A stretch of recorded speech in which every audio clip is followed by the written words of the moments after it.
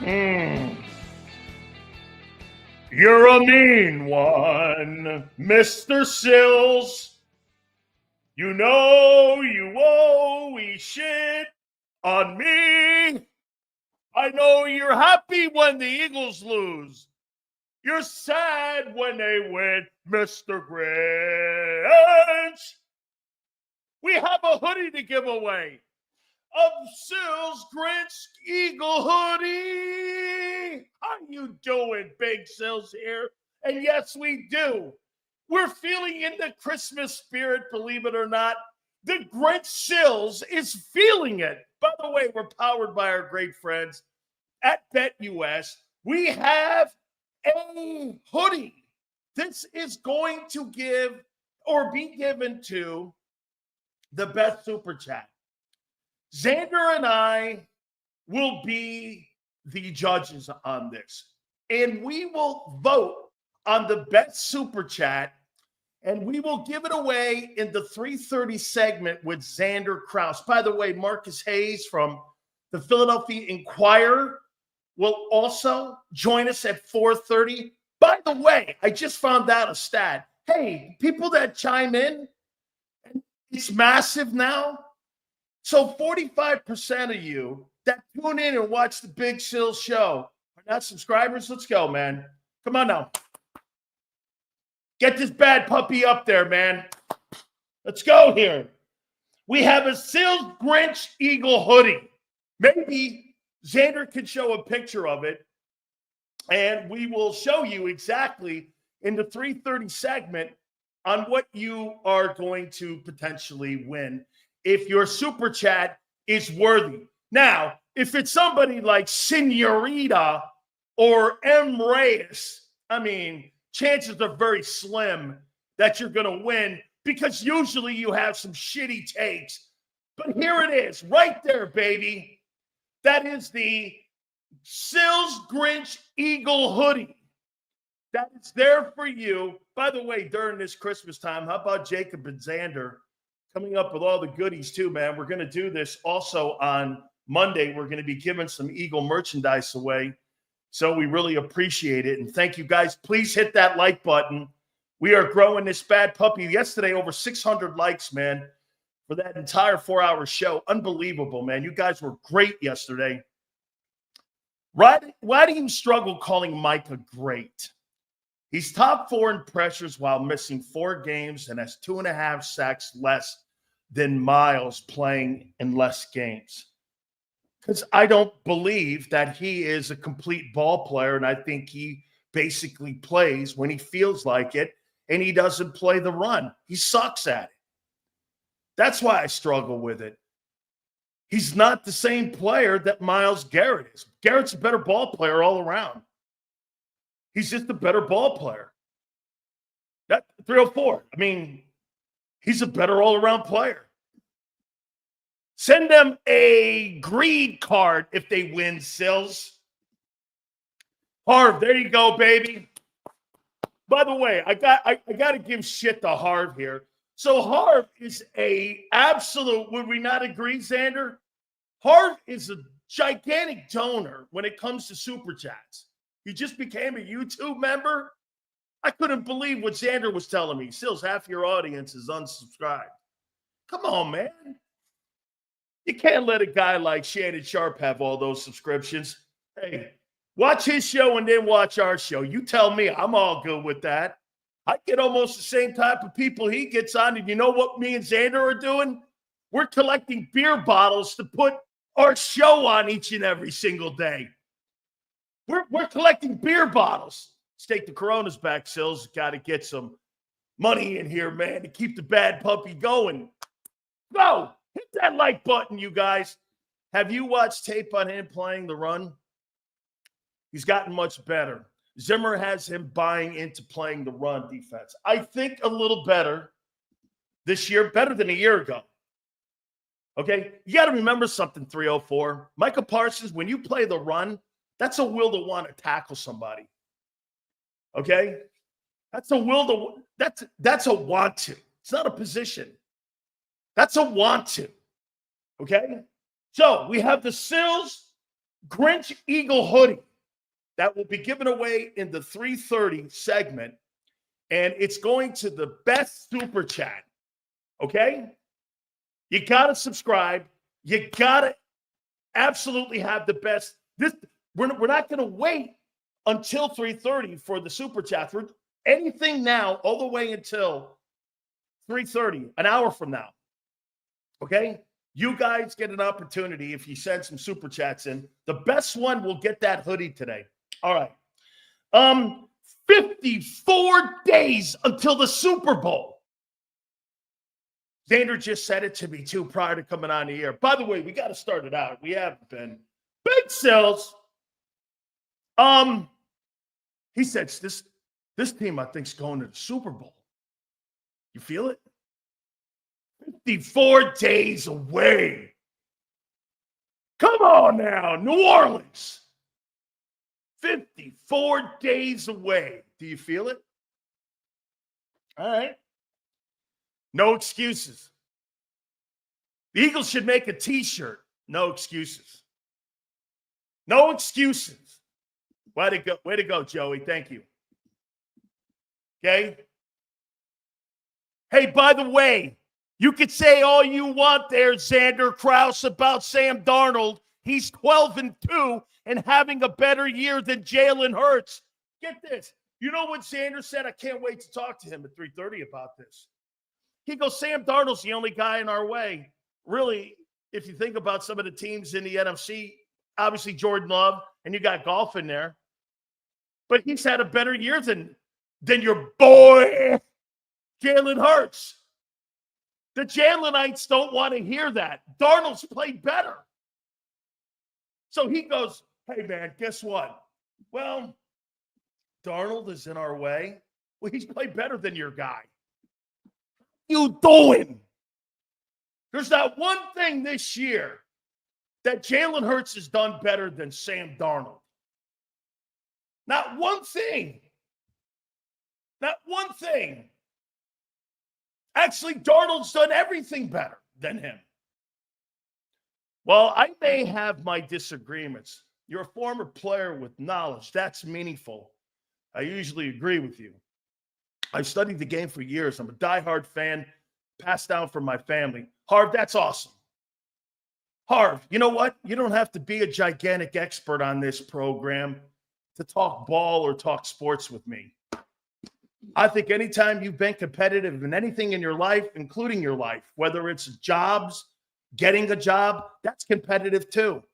If you're a non-competitive person, those are the people that I kind of look at and go, if you can't compete in life, you can't compete for anything. It just doesn't have to be sports. I like people that compete. Okay? Get this. Darnold hasn't done jack shit. What in the world has your boy done this year, Jalen Hurts? He's had one game. One game this year. Everybody's now walking around. Look at my guy. Oh, by the way, we have the top 10 Big Sills Power 10 NFL teams. The top 10 quarterbacks, MVP race, Rookie of the Year. The coordinator spoke today. We'll talk about that. And we'll look at the 2024 Washington Commanders. James Jones. Hell, Sills, Jalen's doing better than Hertz. He actually has had a better year than Hertz. He has had a better year. The mailman had one day where he had to deliver a big package, and he did it.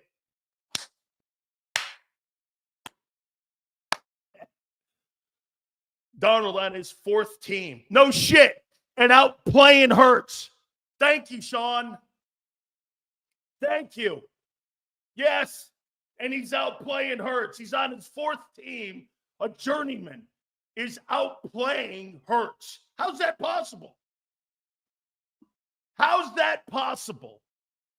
Can JAKIB do a video or segment breaking down tape? Huh, interesting. Kind of like what Baldy does. Would you like me to do something like that? Okay. I think I could do something like that. Taking a couple plays from the game and looking at the 22, because that's where Baldy gets it from. He gets it from the 22. Yeah, we could do that. Hit the like button, please, and subscribe. 46% of my audience that tunes into my program are non-subscribers. Come on, guys. And get this. Some of you are people that tune in for over 3 hours a day, and you're not. Come on, man. Look us up here. Let's go. I'm shocked on that number. I was like, what are you talking about? Half the people that watch don't subscribe? Why not? You're here every day with us. How you doing, Top? Super Chat has a chance to win the Sills Grinch Eagle hoodie at 3:30. I'm looking forward to giving this stuff away. I love during the holidays giving my opinions and merch away. I like it. I'm feeling very ungrinchy when I have things to give away. Eagle Christmas presents Eagles Online, Mercedes SUV, Saquon, a new shore house on the beach, AJ, Rolex watches, Jaylen, a Christmas ornament. How you doing? Hey, yeah, you know what he is? He's a light bulb. 34, hey, Sills. I know the Eagles have 110 in a row, which is enormous.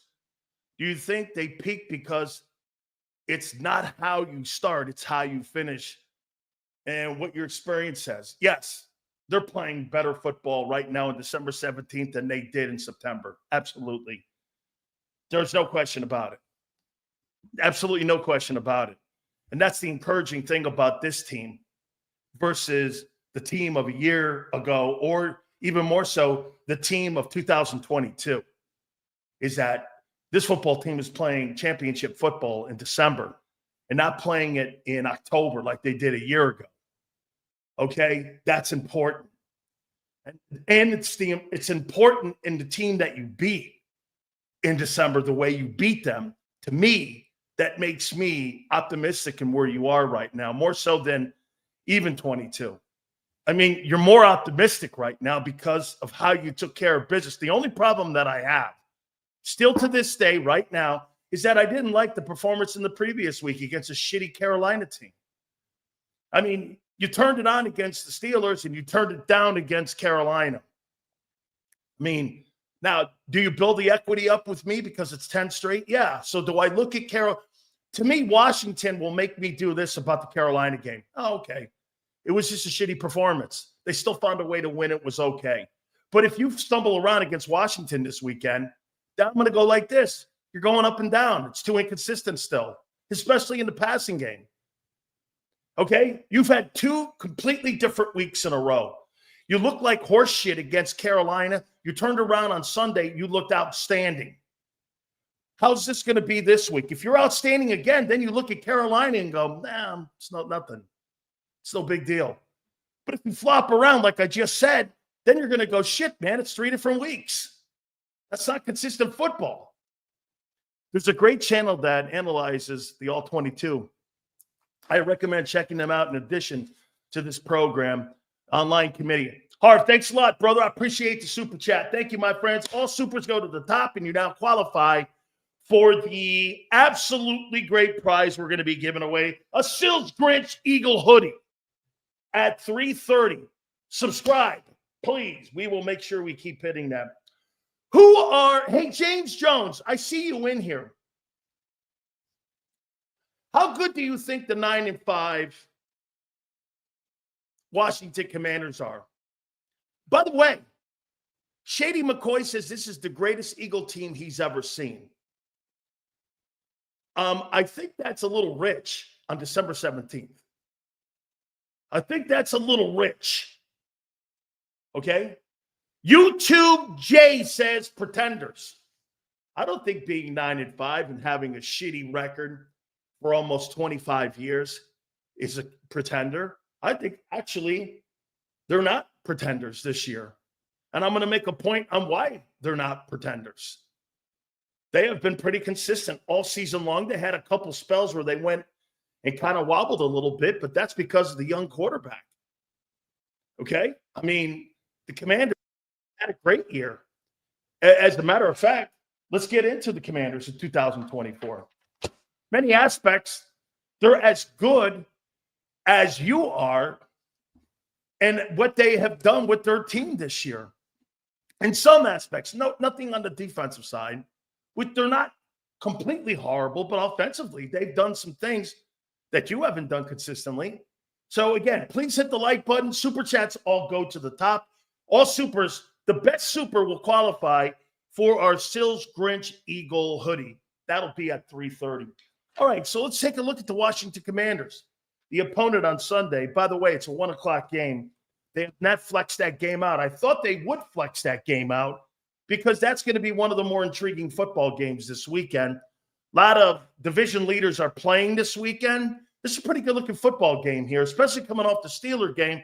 That was a very physical football game. Remember something. The Philadelphia Eagles have a better roster than the Washington Commanders. I don't think anybody's going to sit here and try to sell you something that's not true here on that. You do. But when you're it's like playing in the Southeastern Conference. And it's like going, you got to play A&M, you got to play Florida, then you got to play Alabama, then you got to turn around and play Georgia. Well, guess what? You know why those teams do really well? They got 100 guys on scholarship. You don't. You got 53 men on salary. And you don't have the depth that some of those programs have. My point is, you're playing good competition. You played the Ravens 2 weeks ago. Then you turned around and played the Steelers on Sunday. You stumbled around with Carolina. You've had 3 weeks of pretty intense football. These last 3 weeks have been pretty intense. Okay? I mean, anything's possible when you play the way that you play and as physical as you've played the last 3 weeks. Okay? Yeah, look at this guy. This guy fucking thinks that the Eagles dominated against Carolina. Yeah, sure. Yeah, right. Nice job, guy. What a fucking lie that is. He didn't dominate Carolina. The quarterback on the field was better than your boy Herz. How you doing? How you doing? Carolina's going to have the 4th pick in the draft, and they're talking shit about we dominated Carolina. The fuck are you watching? Thank you, GT. Appreciate it, brother. How you doing? All right. Let's take a look at James Jones and his Washington Commanders, the Eagles' opponent this weekend. Total offense all year long, 9-5 football team. They're 5th in total offense. Eagles are 6th. Huh? Washington is putting together a pretty good offensive year under Jane Daniels. They're 5th in total offense, and the Eagles are 6th. All right. Passing. The Commanders are 16th in passing offense. The Eagles are 28th. Woo! You've gone from 31 to 28. Holy shit. What a great game. Jalen Hurts, MVP played. You went from 31 to 28.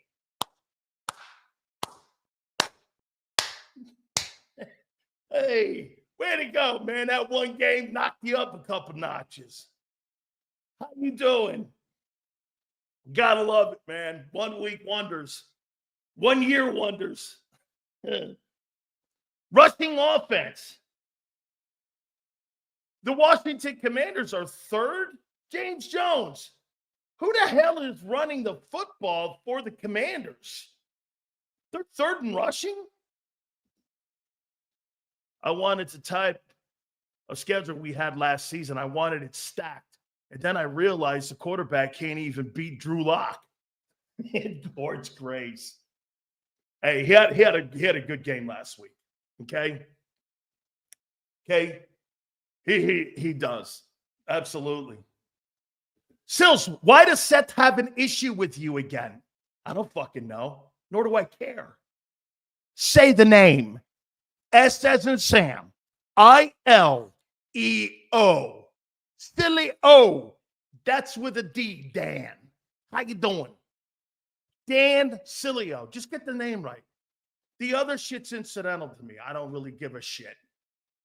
Get the name right. Everyone has a problem with Big Sills. When we have more viewers than WIP and 97.5, how you doing? Okay, hey, everyone has a problem with Big Sills. I get it. I get it. I understand it. No problem. I love the guy. I don't have a problem with him at all. I love Seth Joyner. Absolutely love Seth. You tell him I said it too. I love him. He can have all kinds of shit. Hey, Xander, did you see Xander? I made him pissed off. He wanted to cry last week. I thought he was going to take out like a bib and start moaning. You made me mad.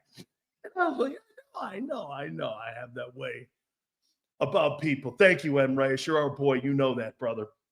So let me continue here. Hey, James Jones. Who the hell's running the ball for the Washington Commanders? Who's running the ball? Let me take a look at that. Who the heck is running the ball for them? That they're third in rushing. Is this Jaden Daniels? And the dual threat. Is that what we're looking at here? Dual threat. Let's take a look at the numbers here. Whoa, man. Look at Brian Robinson here. So wait a minute. Jaden Daniels has a shot at 1,000 yards this year.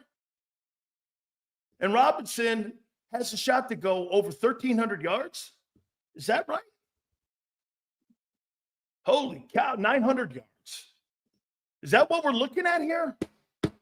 It's Robinson and it's Jaden Daniels. Hit the like button. By the way, get this.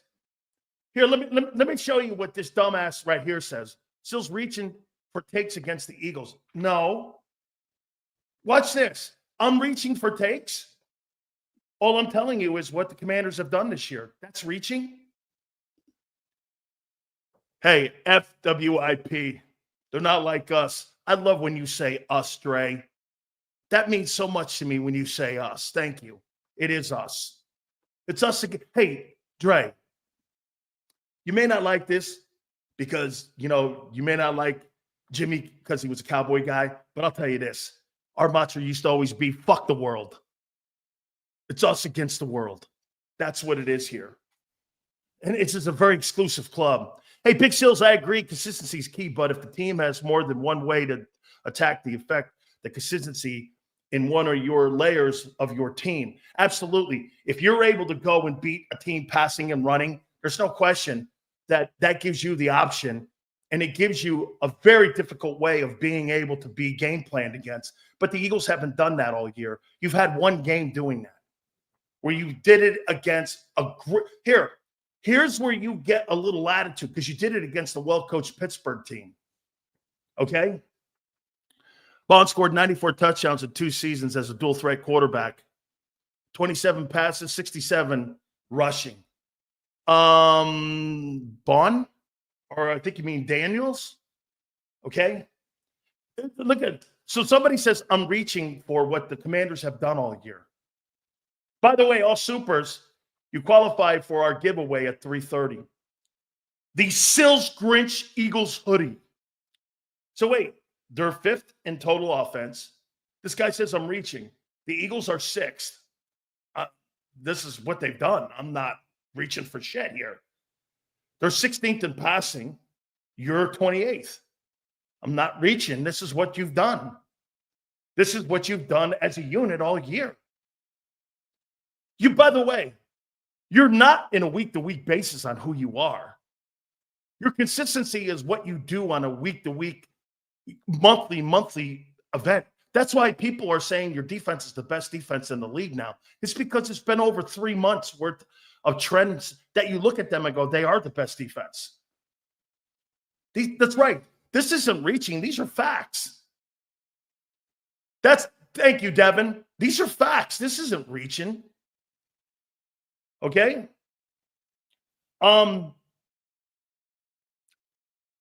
They're 6th in scoring. You're 8th in scoring. They put a nice job of putting 28 points on the board. Red zone, they're 7th. Eagles are 11th. Third down, they're 6th. You're 7th. Theoretically, the Washington Commanders have had a better offensive and more balanced attack than you this year. Your issue where you dominate teams is clearly on the defensive side. You have not dominated teams except for the run this year on offense. That's the story. These are facts. This is facts. I mean, Washington has done a nice job offensively. Okay? I mean, they have. You're a dominant run team. You had a great performance in the passing game. One game. Shit, the Commanders are more balanced offensively. Now, the difference will come here on the other side of the football when we get to it. Okay? Remember my boy, Brian Pumper. Crown him after week 1. But he finally shows up for work. And these sissies want us to give him credit. This Jalen propaganda is asinine. That's my boy, Brian Pumper. Hit the damn like button. How you doing? By the way, subscribe, please. In case some of you haven't, please do. Half the audience that watches us, and it's massive, has not subscribed yet. Let's go, man. Now, here's the defense. The Commanders are 12th. Not awful. Eagles are 1st. That's great. Your defense has been the star unit of the year, not your offense. Okay? Passing. They're 5th in passing. Uh-oh, Jalenites! You guys are 2nd in pass defense, which is great. Rushing. Here we go. Back to Barkley, baby. The Commanders are 28th. It's a Barkley game. This will be a Barkley game. Get ready, Xander Krause. Get ready to give away a Barkley jersey. Or shit, maybe a Gainwell jersey. I don't know. Okay. How you doing? 28th. Got to improve that. The Eagles are 8th in rush defense. Scoring defense. Eagles are 2nd. You're dominating clearly on the offensive side of the ball.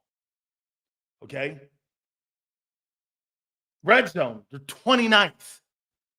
So when teams get inside the red zone, Washington gives it up. The Eagles are 6th in red zone defense. Here's another great one. 3rd down. Commanders are 28th in red zone defense. Or 3rd down, excuse me. Eagles are 3rd. Look at these numbers here. Eagles are 1st in total, 2nd in pass, 8th in run, 2nd in scoring, 6th in red zone, 3rd in 3rd down. Fuck, can't beat that. It's impossible. When they're playing like that, and those trends like there, and what you've done, they're completely outplayed your offense this year, and it is not even remotely close. Everybody gets all excited and starts, throwing like, lovers things out like this. You see my offense? Oh my God. I can't believe how good they are. Oh my, like your fucking defense has been the best part of your football team all year. Xander's no-holds defense is actually true. It's actually true. They've had a spectacular season. With 3 to go, shit. Dude, you could shit the bed the last 3 weeks and still finish in the top 5 in many of these numbers. It's a great year, man. Pretty good for a defensive unit. You said was trash. Absolutely. Oh, yeah. Hey, get this. So Big Marshall thinks that I'm the fucking only guy that said that unit would be horseshit this year because of all the – even Vic said it. I don't know. He was asked the question at the beginning of the year, how good your defense going to be? I don't know. We'll see after 12 weeks. Even your coordinator said it. How you doing? But Big Marshall. Yeah, you got it. Washington is a good test. Hey, by the way, just so we bury the lead here, there's no more betting against the Eagles. So the next 3, I'll just tell you, we're not betting against the Philadelphia Eagles the next 3 weeks out because there's no excuses. We put a mandate on 15-2, home field advantage, Super Bowl win, or you have a shitty year. Signed, sealed, and delivered. Already mailed in. Santa's got it in his wagon. It's already in the wagon. Okay? There's no more betting against them. There's no more saying anything again. No, you're 15-2. You win home field advantage, or all of that, and you win the Super Bowl, or you had a shit year and the most disappointing season in Eagle history. Shady McCoy's calling it the greatest Eagle team of all time. Woo! Yeah, dude. Signed receipts. When you only allow 17-1 points per game, we don't need to score 40 burgers. No, you don't. No, hey.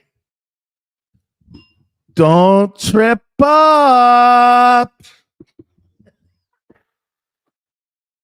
You and Cataldo are the only ones miserably downing the Eagles. And now you both got crows. I have not. Marshall, there's no fucking crow on December 17th. What an idiotic comment. You have one dick. D-I-C-K. The only thing you've won with us right now, you have proven that you are worthy on being a Super Bowl contender. That's it. How you doing? Crow on what? Hey, get this. You know crow? None. Zero. You've won nothing. The crow is when you're running down Broad Street and you're slipping down grease poles. Okay? And Jason Kelsey is dressed as I Dream a Genie again. Sit. How you doing?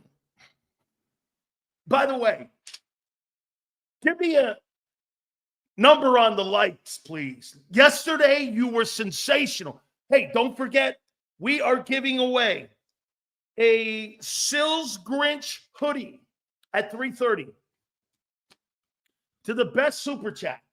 Please subscribe to as well.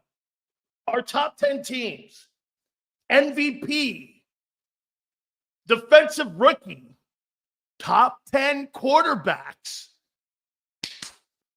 120. Let's get it up to 200 by the top of the hour. You guys are fantastic. Please subscribe. Hit that like button. Supers go to the top. All right.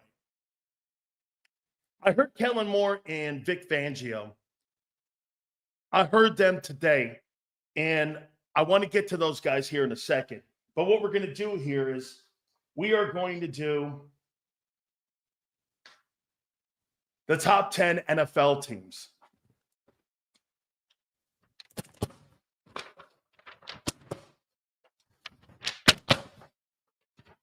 And then we'll do the MVP race, which I have a vote for the NFL honors. Okay. Here is the Big Sills Power 10. The Power 10. Number 10, the team that has beaten both Detroit and the Philadelphia Eagles in convincing style. And a quarterback that has had a sensational season and completely outplayed Jalen Hurts, Baker, Mayfield, and his Tampa Bay Buccaneers. Fried coat with a side crow and cheese for Sills. No, win a Super Bowl. I'll eat it. Win a Super Bowl. Win the Super Bowl. Yesterday's show was insane. I can't wait for my number one. How you doing? It's going to kill me. Number 10, the Tampa Bay Buccaneers. Number 9, the Washington. Okay. Oh, that was the winner. Oh, okay. That's right, brother. I got you. Congratulations to you, man, winning that number 1 jersey. Congratulations. Dan, what are some of the best defensive Eagle players in your lifetime? Best coaches in Eagle history? Thank you so much, Xander, John, all the fans, making the chat a bunch of fun. Reggie White's the greatest defensive football player and the greatest Eagle in my lifetime. My top 5 Eagle players of all time. 1, 2, 3, 4, 5. Reggie. Bednarik.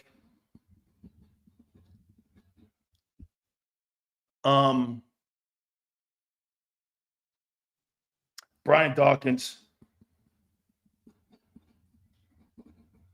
Jerome Brown.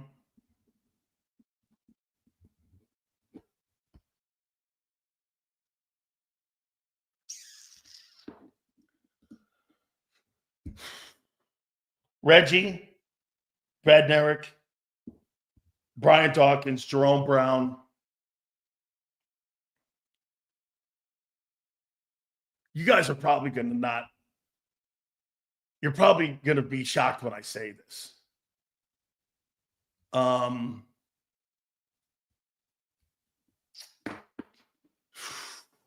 Who would be that 5th guy? Let me see here.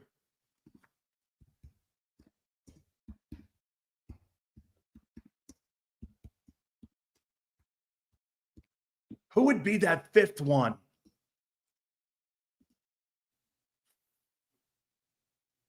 I'm working on Randall, Dave. I am. Van Buren's not in my lifetime. I didn't realize Jeff Eagles played on your Eagle team. Jeff played with me at UM.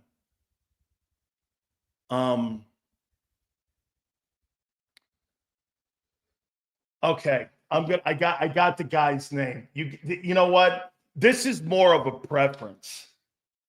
Okay. Here's my favorite Eagles in my lifetime. Okay. Reggie White, Chuck Bednarik, Brian Dawkins, Jerome Brown. I'm sorry, Andre Waters. Andre Waters. I know him or knew him very well. So I'm going to go. And dude, Brian Westbrook, you could put him up there too, man. But I'm going to go Andre Waters. Okay? I'm going to do Waters, man. I'm going to go Andre Waters 5, Jerome 4, Brian Dawkins 3, Bednarik 2, and Reggie 1. Now, Bednarik is really not more so in my lifetime because he played in the early 60s. So I'd probably pull him out of there and put Brian Dawkins in there. And so if I put Brian Dawkins in, not Brian Dawkins, Brian Westbrook, I would go Reggie 1, Jerome 2, Dawkins 3, Westbrook 4, and Waters 5. Okay? I'll probably do that. I just see that picture behind me of Bednarik. I had that on my wall in my bedroom. I did. I had that picture of him over Gifford. I had that on my wall forever in my bedroom. Yeah. It's the championship game and it's the end of the game. And I had a chance as a broadcaster to ask Chuck years ago of what he said to him. He goes, "This game is fucking over."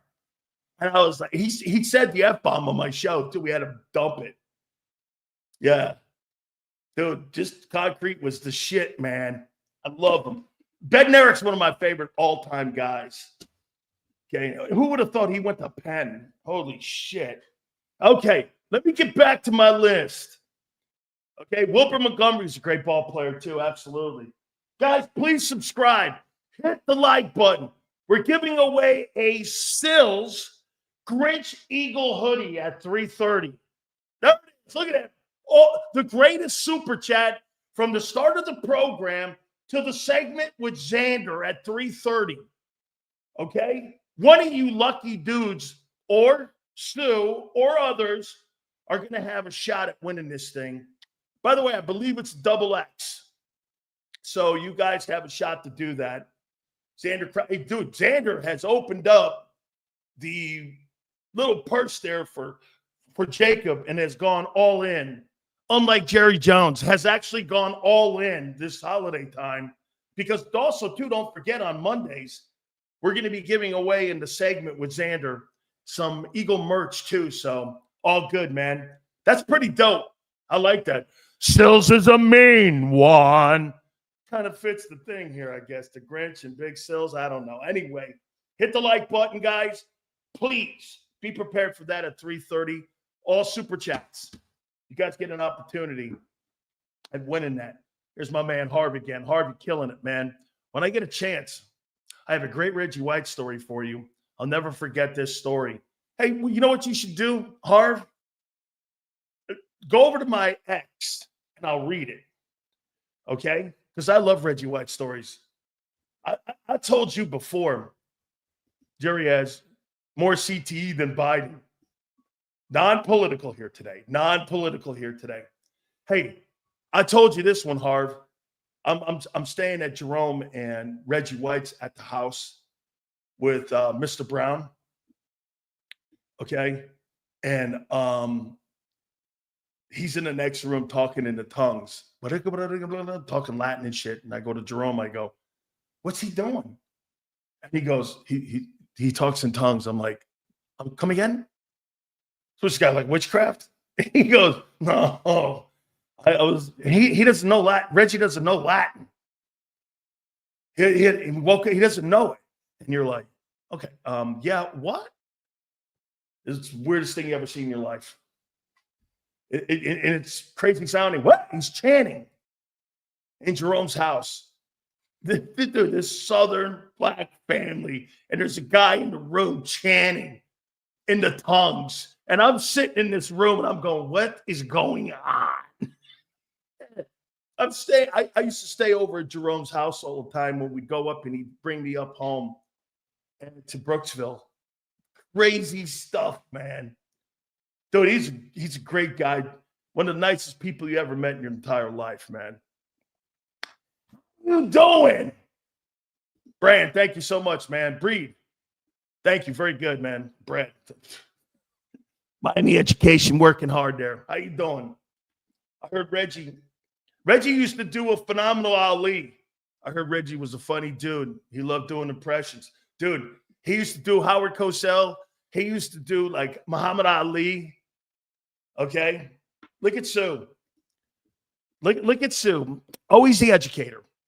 You know, you need to put a dot. Or wait a minute. What's the Jeff McClain line? When you paraphrase. I got in trouble with the Inquirer for paraphrasing. Holy shit. I do a show. I get in trouble for paraphrasing. I was like, fuck you. Paraphrasing. Xander calls me up and he's like, hey, the Inquirer, the lawyer, I'm going like, paraphrasing? How about you paraphrase this? Take a knee. Yeah. Paraphrasing. I was like, what in the world does that even mean? Yeah, man. $1.99. Love it. Dual threat. You only get one, though, on that one. Yeah. Holy cow. Look at this guy. Look at it. I do, which is fucking nuts. Sills has a journalism degree, which is crazy. Doesn't know journalism standards. No shit. Journalism and journalists blow. I am a talk show host, jackass.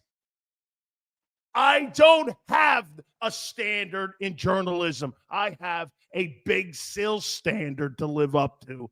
Not a, well, let me see, I got to give you fair and balanced and then lie about it like CNN does. Hey, I'm going to give you fair and balanced and then shit all over a guy. Hey, by the way, nice to see a network got held responsible for lying to people and had to pay $20 million out.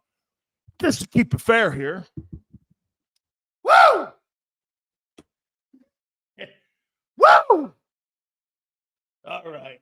Let me finish my list. Give me a heads up where we are in likes. Here we go. Bucks 10. Commanders. James Jones's boys 9. 8. The Pittsburgh Steelers. Number 7. The Baltimore Ravens. By the way, I would like to congratulate the Philadelphia Eagles on winning the AFC North. Congratulations.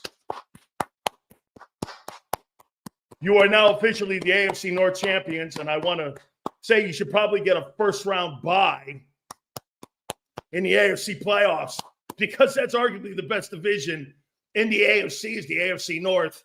Congratulations to the Eagles. They won the AFC North. You should be making T-shirts up that the Eagles won the AFC North. By the way, they did something no team will do this year. Sweep the AFC North. Oh, Jesus criminy. Wait a minute. So they don't play in the AFC North and they swept it. All right. All right. Oh, man. Yeah, hey, look at Senorita. And then you get worked over by the NFC South. How you doing? You're 0-2. No, wait. You're 1-2 because you beat New Orleans. You lost to the Falcons, and you got murdered by the Bucks. Right. All right. Yeah, that's right. You sweep the North, and you get worked over by the NFC South, the worst division in football. How's that work? Pretty much like your offense, all over the place. Number 6, the Green Bay Packers. Number 5, the 12-2. 2-2. You're right, Big Pickin'. Carolina, which you almost got beat by them guys too. How you doing? The Minnesota Vikings at 12-2, same record as the Eagles. They just happen to play in the best division in football, the NFC Central Division, today known as the North. I played in that Central Division. Used to be called the Black and Blue Division. How you doing? Right? Big Sills, what was your Eagles win prediction before the season started? I generally forgot. 9. 9 wins. I started with 7, and before the season started, I revamped it to 9. Okay? 9. Congratulations. You exceeded my expectations. You get a golfer's clap for that. And this you don't need tetracycline for. Get a little golfer's clap. You won 12 games, you get a little golfer's clap. Actually, probably a 2-finger clap. Yeah. No, it was not 7. It was 9, you fucking stupid ass. It was 9.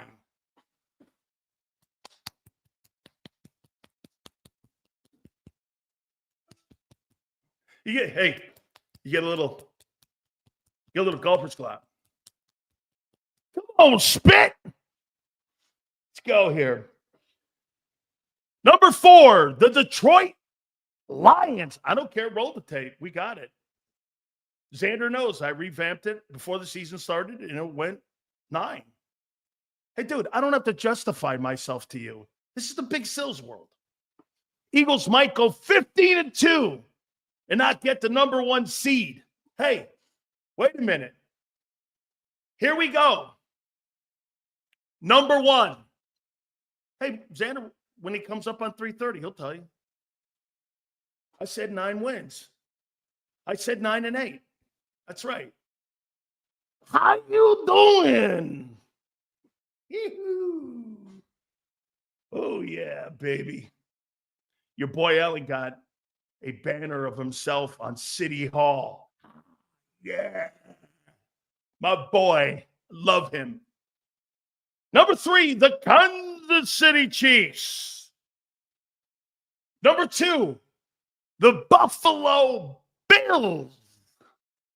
And number 1, believe it or not, the city that has now the best team with the biggest expectations. And then now all fans are starting to buy Super Bowl tickets. The Philadelphia Eagles are the number 1 team, finally, for the first time this year on the Big Sills power list. The Eagles are number 1. Bucks 10, Commanders 9, Steelers 8, Ravens 7, Packers 6, Vikings 5, Lions 4, Chiefs 3, Bills 2, the Philadelphia Eagles, number 1. Congratulations to you. We'll do one more of my infamous list here. I'll tell you a little bit later in the program. I sent in my NFL Defensive Rookie of the Year ballot. Again, we still got 3 weeks to go here with this. So I'll tell you what I put on my ballot. I kind of buried the league yesterday a little bit. Should I do my quarterbacks or the MVP? Should I do the quarterbacks or the MVP? Which one here? Okay.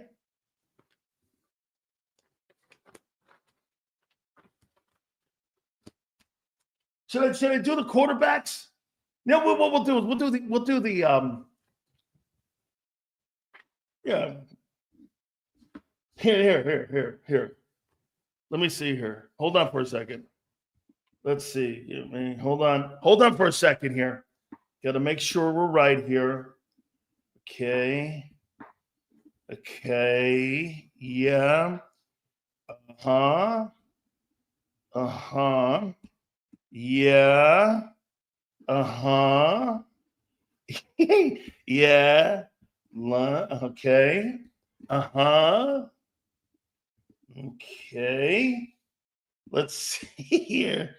Yeah. Oh, yeah. Right. Forgot him too. Okay. Right. Let's see here. Right.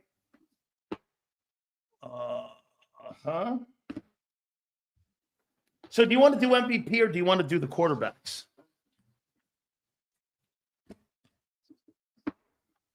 Quarterbacks or the MVP? Sills, you still never answered my question. The right boob or left boob ass cheek, stop being cared, and would you dream Super Bowl Bills and Eagles? Josh versus Hertz would be insane. Okay? You still answer the question. The right boob or left ass cheek? Stop being scared, and would you dream Super Bowl and Bills, Eagles, Josh, and Hertz? Yeah, I mean, are the Eagles even getting to the Super Bowl? I don't know if they're getting to the Super Bowl. I mean, I don't know if they're getting there yet. Hey, they had a really good game again. No, hey, look, they're good. They're great. They're having a great year. Okay. And right now they are the favorites to come out of the NFC. I can't lie. Okay. Let me do this here. Okay. I need one more. I need one more name. Oh shit. Gotta put him there. Oh yeah. And then that, yeah. Oh yes, and him. That's right. There we go. I'm gonna do the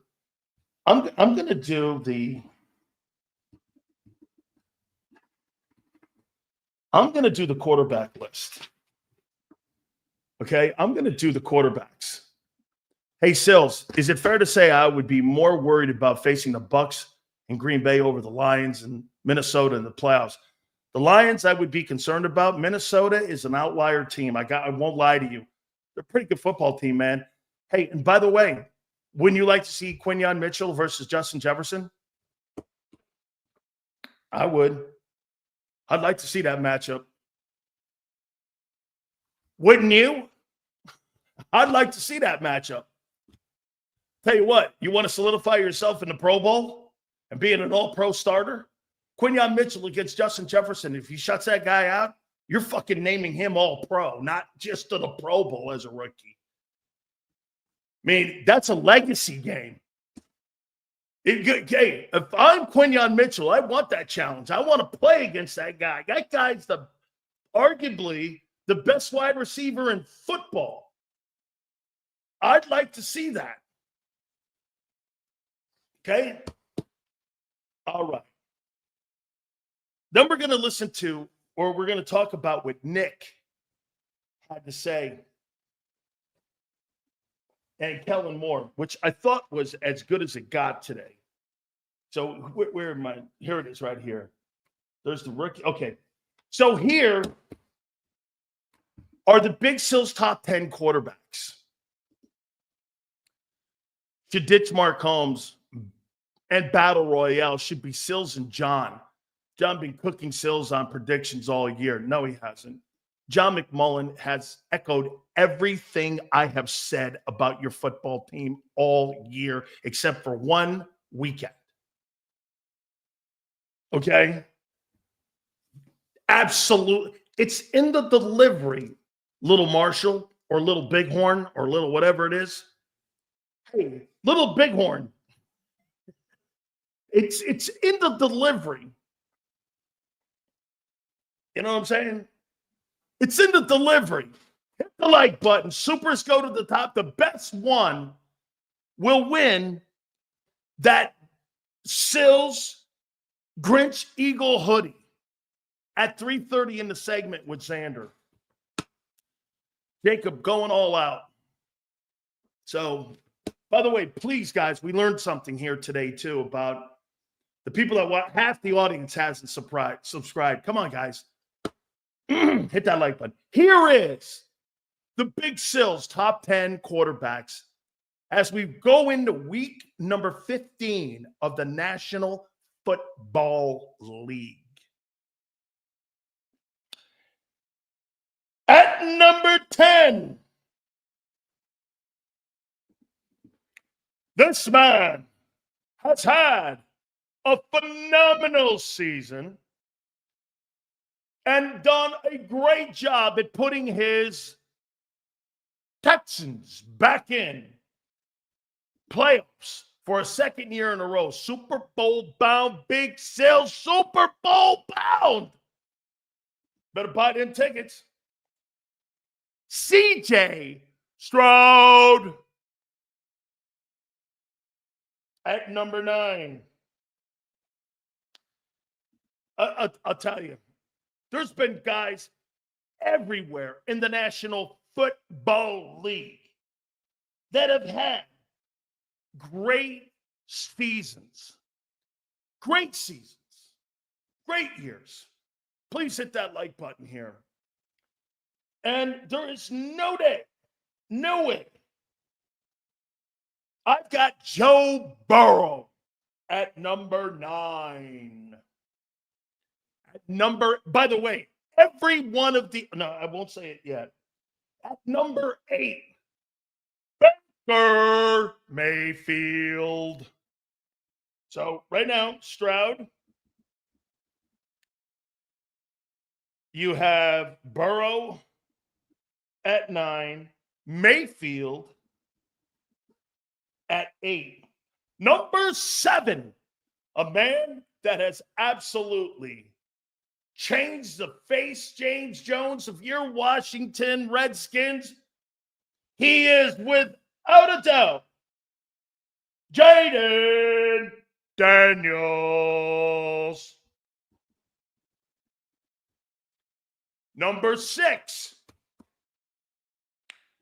from the Green Bay Packers. Hey, let me take a look at this here for a second, Brian Pumper. Let me take a look at Jordan Love for a second. I gotta look at this. Brian, let me hang on here, Brian. By the way, Brian, Sills, is banana pudding our version of Red from the movie Friday? But he got tossed into the bench in New Orleans. Choke slam onto the front row of this game. Woo! Brian! Boom! That's fucking good, man. Hold on here. So let me get this right. Jordan Love played in 12 games. He's played in 2 games less than Jalen Hurts. And he's had a better year. He's got 23 touchdowns. Hertz has 18. This guy's missed 2 ball games.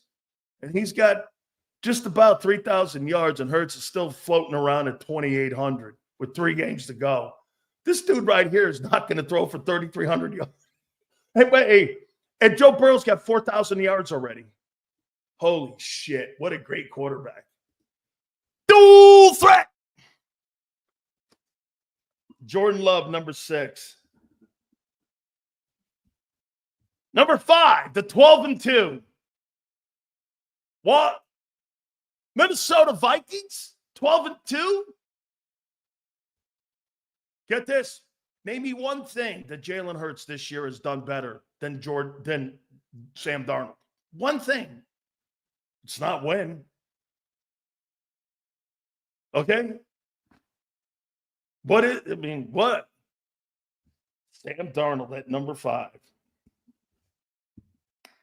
Number 4. You can't have a top 5 list or a top 10 list without Patrick Mahomes in it.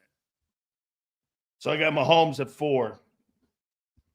Number 3, Jared Goff. Number 2, Lamar Jackson. MVP is going to come down to these 2 guys. Josh Allen is number 1. Josh Allen. Woo! And Lamar. Here's your top 10. CJ Stroud at 10. Joe Burrow at 9. Baker Mayfield, number 8. Jaden Daniels, number 7. Jordan Love, number 6. Shit, Jaden Daniels had a better year than Hertz. Sam Darnold, number 5. Number 4 is Patrick Mahomes. Number 3, Jared Goff. Number 2, Lamar Jackson. And number 1 is Josh Allen. Good. I'll tell you why I have Jaden Daniels in the top 10. Jaden Daniels has completely changed the culture around in a place that culture was a problem. Washington hasn't been relevant in 25 years. They got a chance to win 10-plus games, and he's had a great season. I mean, when you look at his numbers, there's nothing there, and he's been relied on more in Washington than what Hertz has been relied on in Philadelphia this year. You have had one game where you saw a quarterback play well and up to his potential this year, and that's Hertz against the Steelers. That's it. That is it. You don't get a whole year of being average and push it to the side because you played fucking great in one game of 60 minutes of football. Shit, Bo Nix has had a better year. Okay? Bo Nix has played better than Hertz this year. Dude, your offense went from 31 to 28.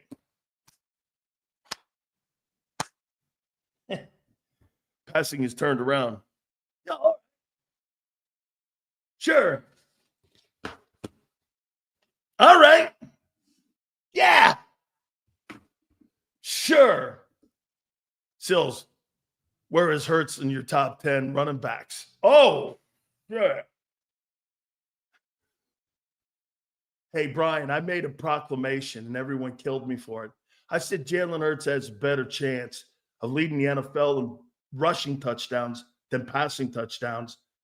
And I brought this up at the beginning of the year. Do you think Jalen Hurts has a better chance to lead the league in rushing touchdowns or passing touchdowns? You know what everybody in here told me? Passing touchdowns. 48, 39, 42, 58, 40, 39. And I'm like, okay. Yeah, okay. Hey, congratulations to you. Hey, by the way, I want to say something here. Thanks a lot, 34. All supers go to the top. And don't forget, in the 3:30 segment with Xander, we're going to give away a Sills Grinch Eagle hoodie. Okay, to the best super chat. Okay. Hey, Sills, you throw out all those outstanding players from other teams, but isn't it true? A win is a win, and who cares how it looks as long as we finish? Well, then why were the players complaining last week and how it looked? Hey, Ace, you say that, and you're not off base that much, but why did the players complain? The players complained last week. I mean, the players complained. People were complaining about Kellen Moore. I said Kellen Moore did the right thing. I think Kellen Moore's done the best job he possibly can with the talent he has in the huddle. Everyone fought me on that last week. Okay? They were hitting a groove against the Steelers. They threw the ball. All of a sudden now Kellen Moore is toast of the town now. Oh, wait, no, it's Hertz, and Kellen still sucks. I forgot. It's so wild to hear people. Kellen Moore blows when Hertz is bad, but when Hertz does something good, Moore doesn't get any credit for it either. Okay. Making it sound like Hertz played a D season. He's despicable. Almost comes off as being a hater. I know. I think he's had a really decent season. No. Thank you, Eagle. I think Hertz has had a decent season. It's not been great. It's not been bad. I think it's been decent. With one great game. I think it's been decent. Okay, decent. Like I said, you've had 1 week of balance where you had to win in the passing game. That's it. Actually, it's his best game I think I've seen him play since the Super Bowl. Okay? I want to say something here before I go on to Kellen Moore and Vic Fangio. This is something that I had a conversation with Michael Irvin last night. These people that are giving Travis Hunter shit because of his girlfriend's past and who she might be or what she might have done is absurd. Get the fuck over it. You don't know anybody's circumstances. You don't know what that girl's been through. You don't know what Travis Hunter's been through. For people like Shannon Sharp to throw shit at him, dude, if he wants to spend all of his money on her and whatever she may have done or it may come off as, it's none of your business. If he wants to go broke spending his money on her, that's his decision. It just shows you liberals trying to tell people how to fucking live their life again. Dude, get the fuck off it. You don't know that kid's background, where he's come from. Has Jaylen been worth the money, Sills? Yeah. Where were Eagles on your top 10? I missed it. They were number 1. Okay? They were number 1. Okay? Whose rookie season was better, RG3 or Jaden? RG3 had a great rookie year. JT, y'all are crazy. Hertz has the best defense, O-line, running back, wide receiver doing the league, and is the bottom 5 passer option. Awful. Woo! Not a Jalenite. Woo! That's right. That's right, man. Shannon Sharp isn't a financial advisor. Okay? He's just another talking head. Hey, man, I'll never tell a dude how to live his life. Not for me. Not for me. That's not my business. Dude, by the way, I'm not saying she is. If she was a hooker, who cares? What's that to you? You don't know that girl's situation. And by the way, I'm not calling her that at all. I am not. I would never go down that line. Okay, but man, fuck that. Don't be in a guy's business like that. Dude, it's one thing to talk about a guy slapping a guy in the helmet and saying that that was a bonehead move by Jalen Carter. It's another thing to go after a guy's chick. Come on, man. Like Michael Irvin said, dude, violation, over the line. Okay? I mean, the fact that he was A.J. Brown and Devontae Smith and hasn't surpassed 3,000 yards in the air yet is pretty astonishing to me. They've missed time, though, Bobby. So let's be fair there to that. Okay, they've missed time. All right? They've missed some time. Okay? Right? Woo! Here, let me take a look at that list again here.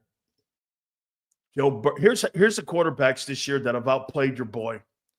Burrow, Goff, Geno Smith, Baker Mayfield, Lamar Jackson, Darnold. Fucking Kirk Cousins.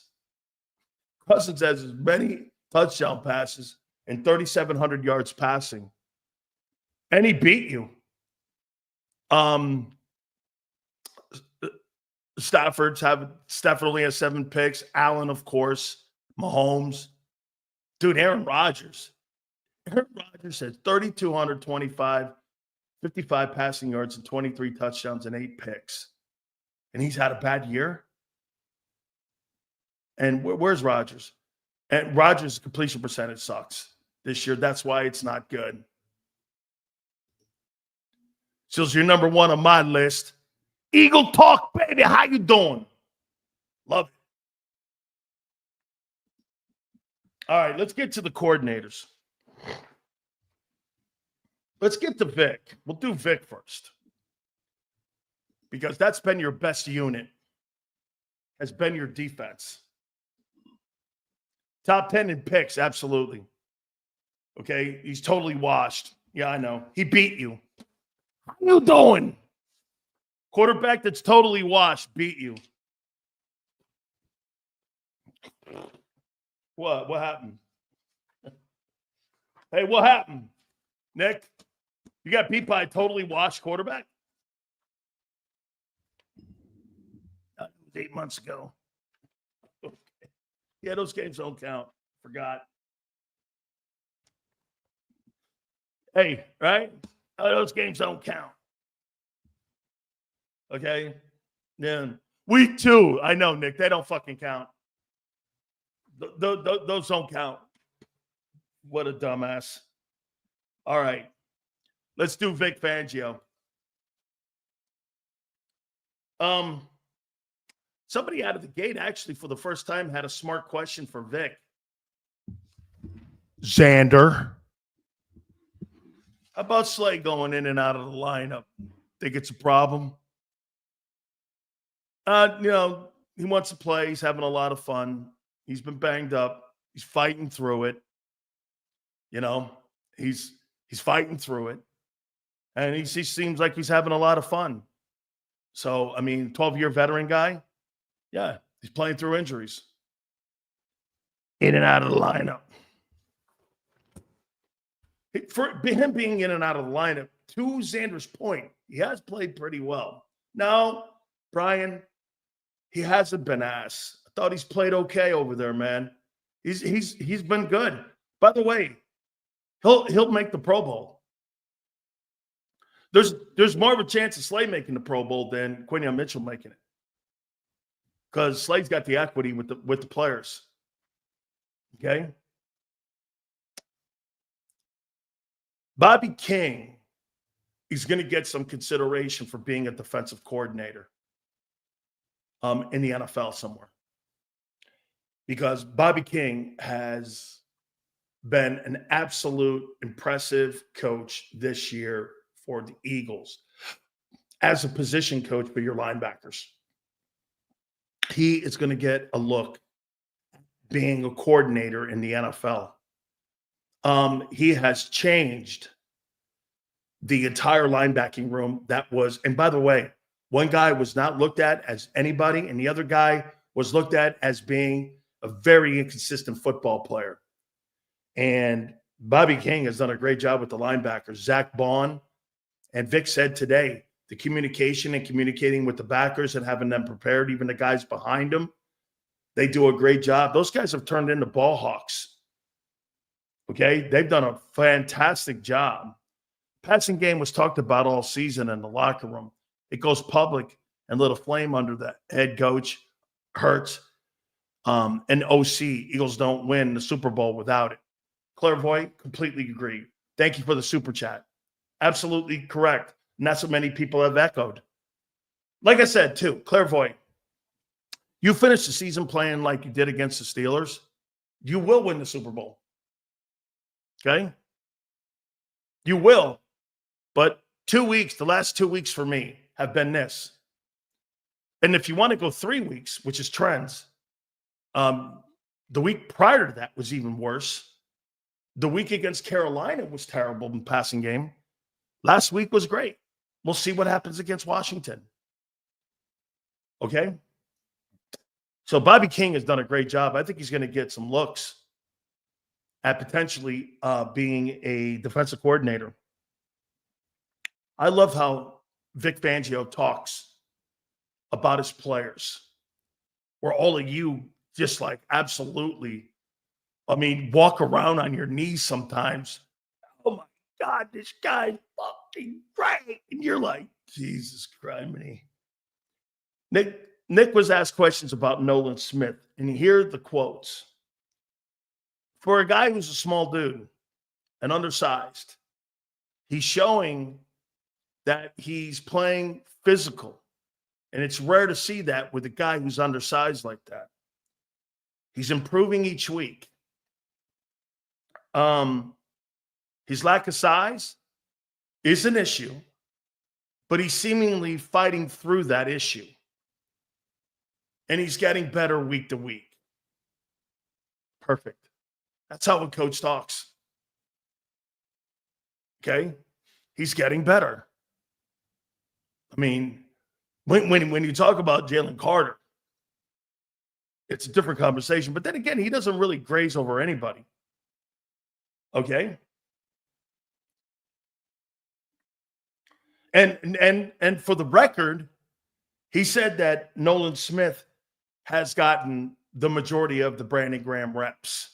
And we said since Brandon Graham and Bryce Huff have been, one's injured for the season and one's maybe coming back for the playoffs.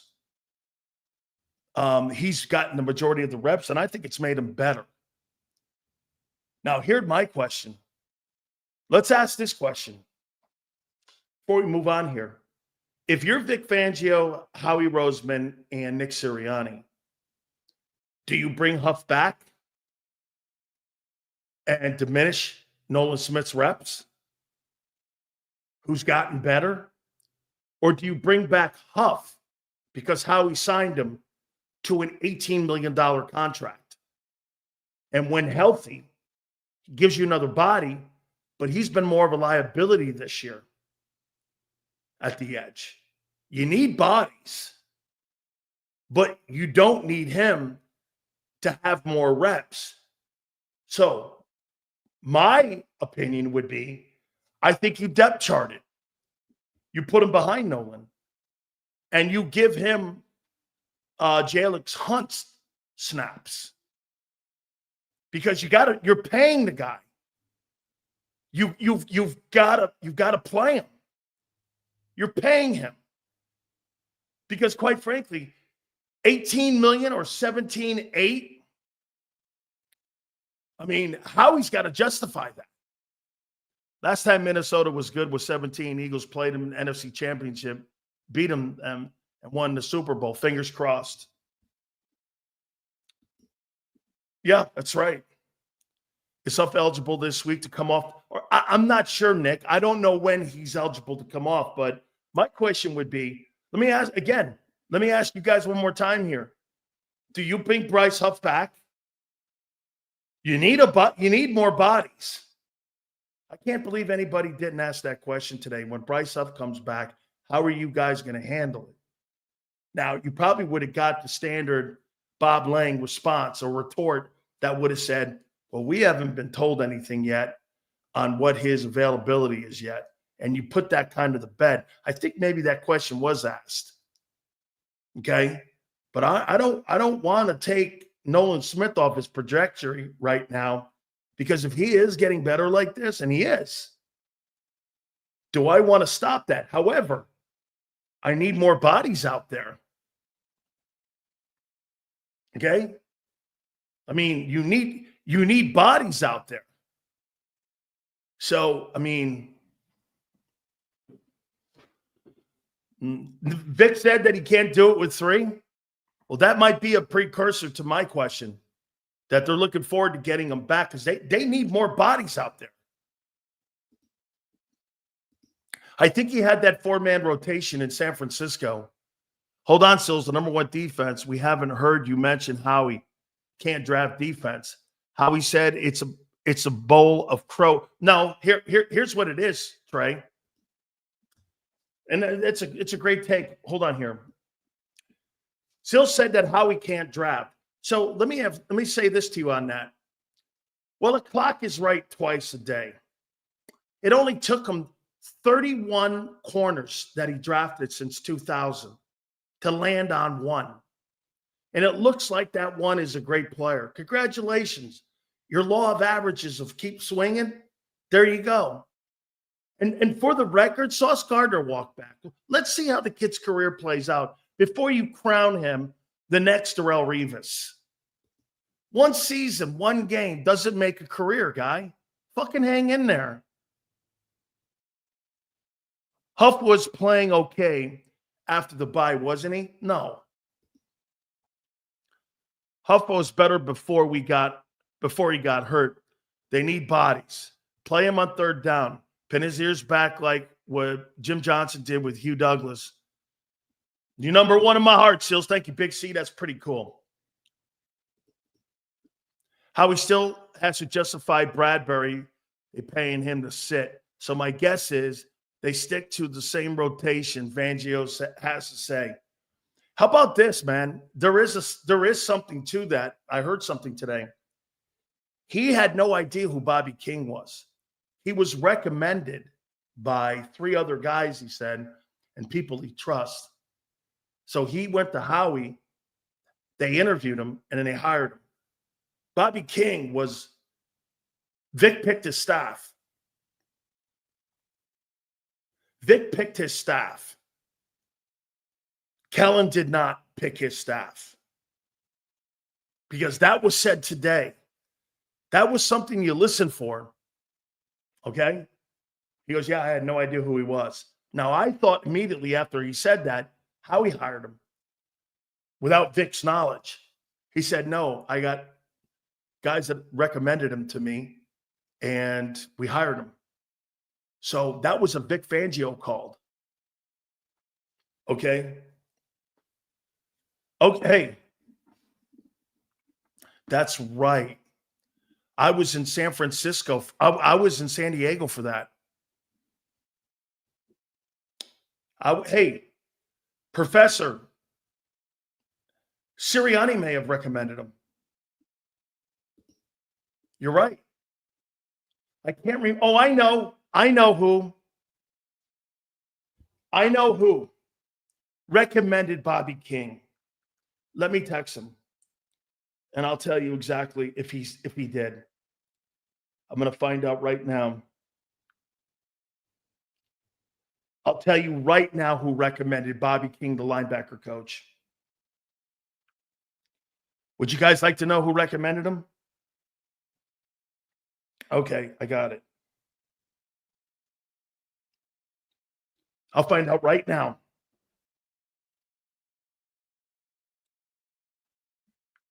Okay.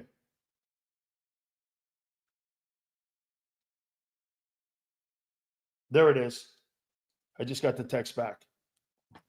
I'll try to put it up here so you guys can see.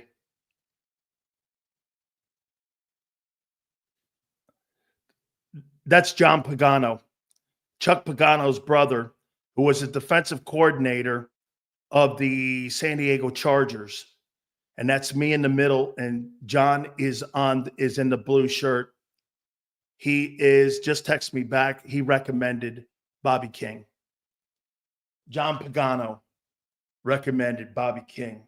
I'm going to tweet that out. That John Pagano recommended him. Because he was the defensive coordinator in San Diego when Sirianni was the wide receiver coach. Okay?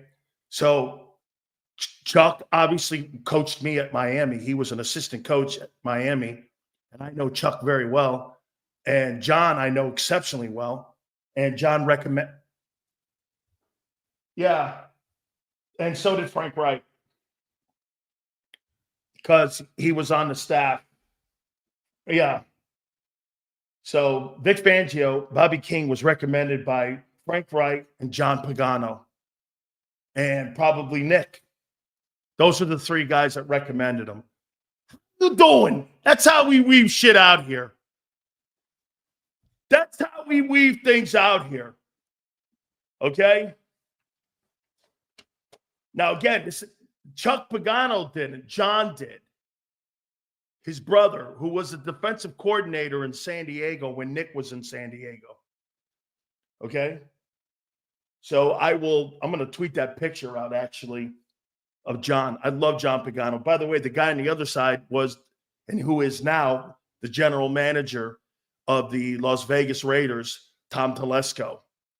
And Tom's been on this program when he was the general manager of the Chargers.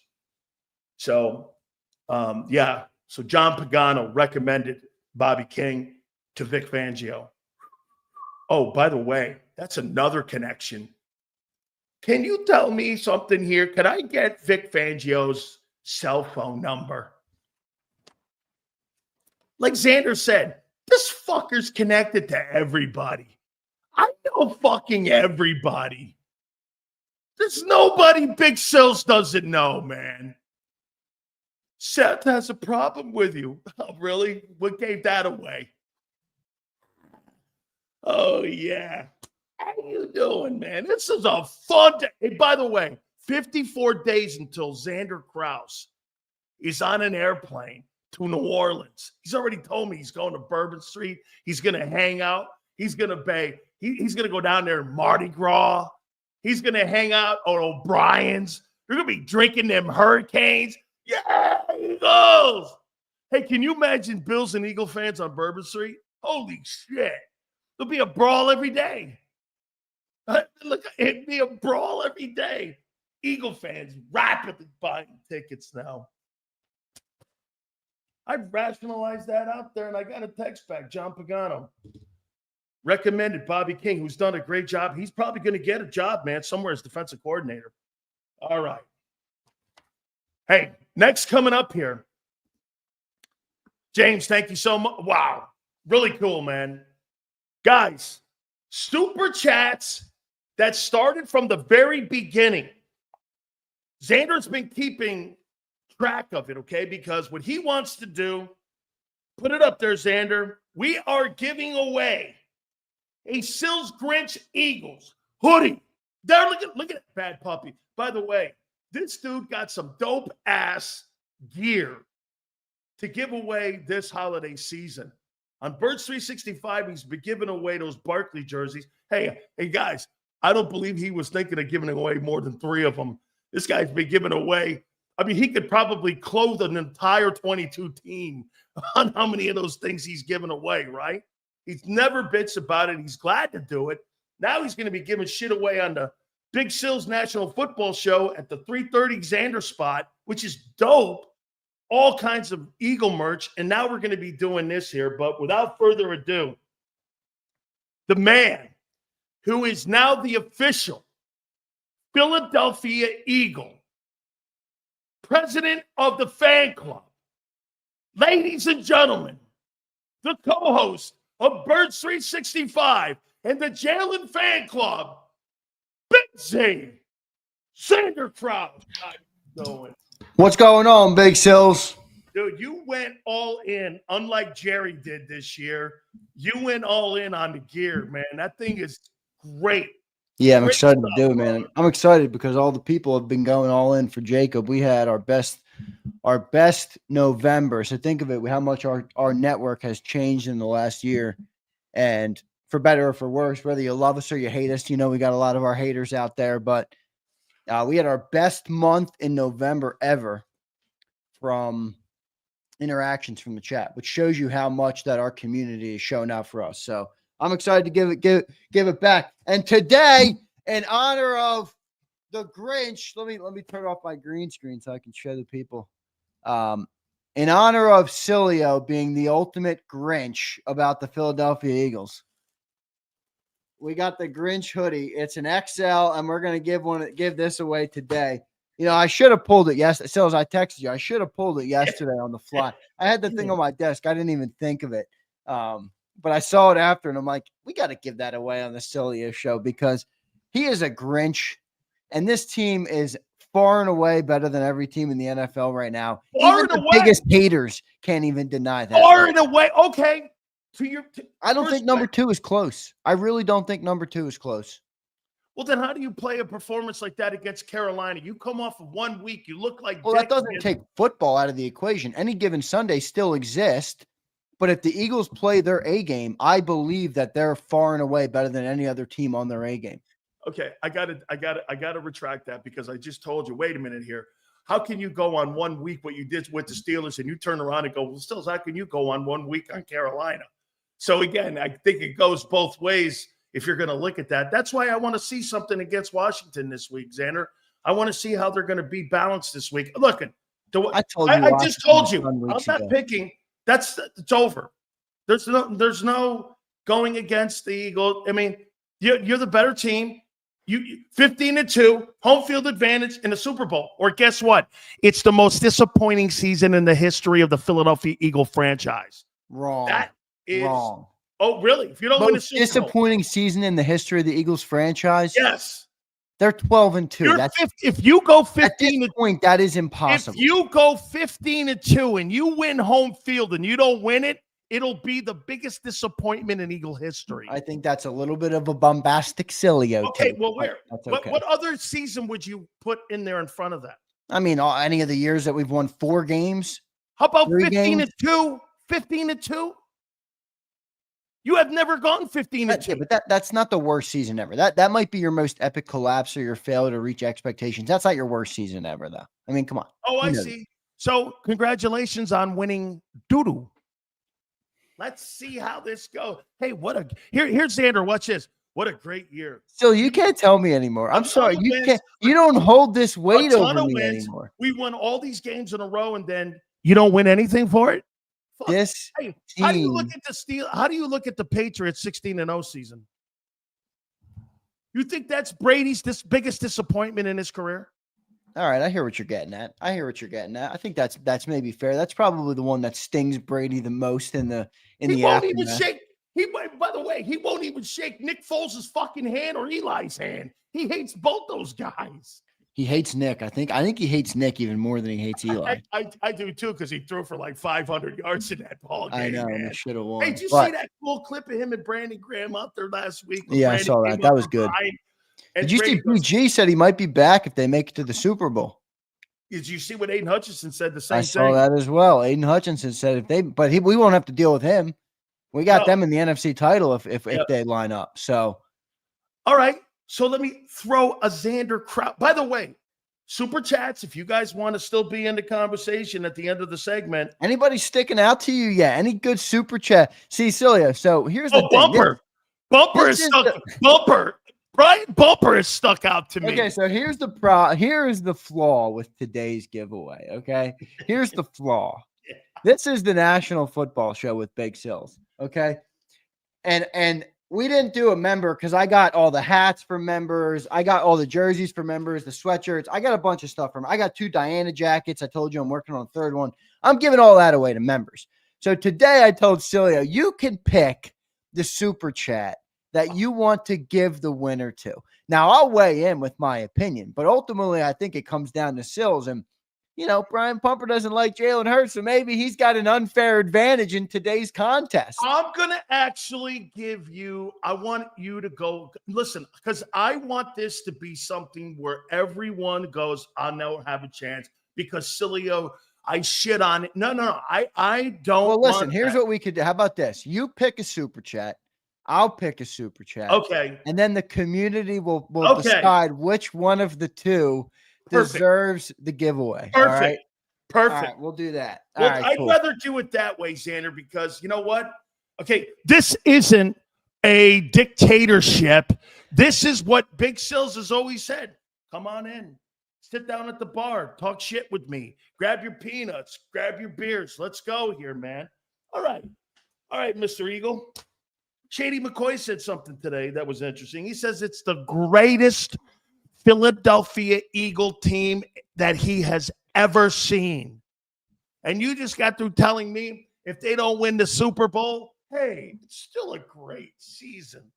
The greatest football team of all time. Do you agree that this is the best team you've ever seen? It's probably the greatest Eagle team in my lifetime. Now, that says a lot less, though, about a comment like that from Shady, who's been around longer. It would say less about it if one of our great viewers like Bob Brown or Joe Whipp, who've been covering and watching the team for a long, like if they said it, I'm like, all right, that's crazy because you've been watching the team since the 80s and 90s.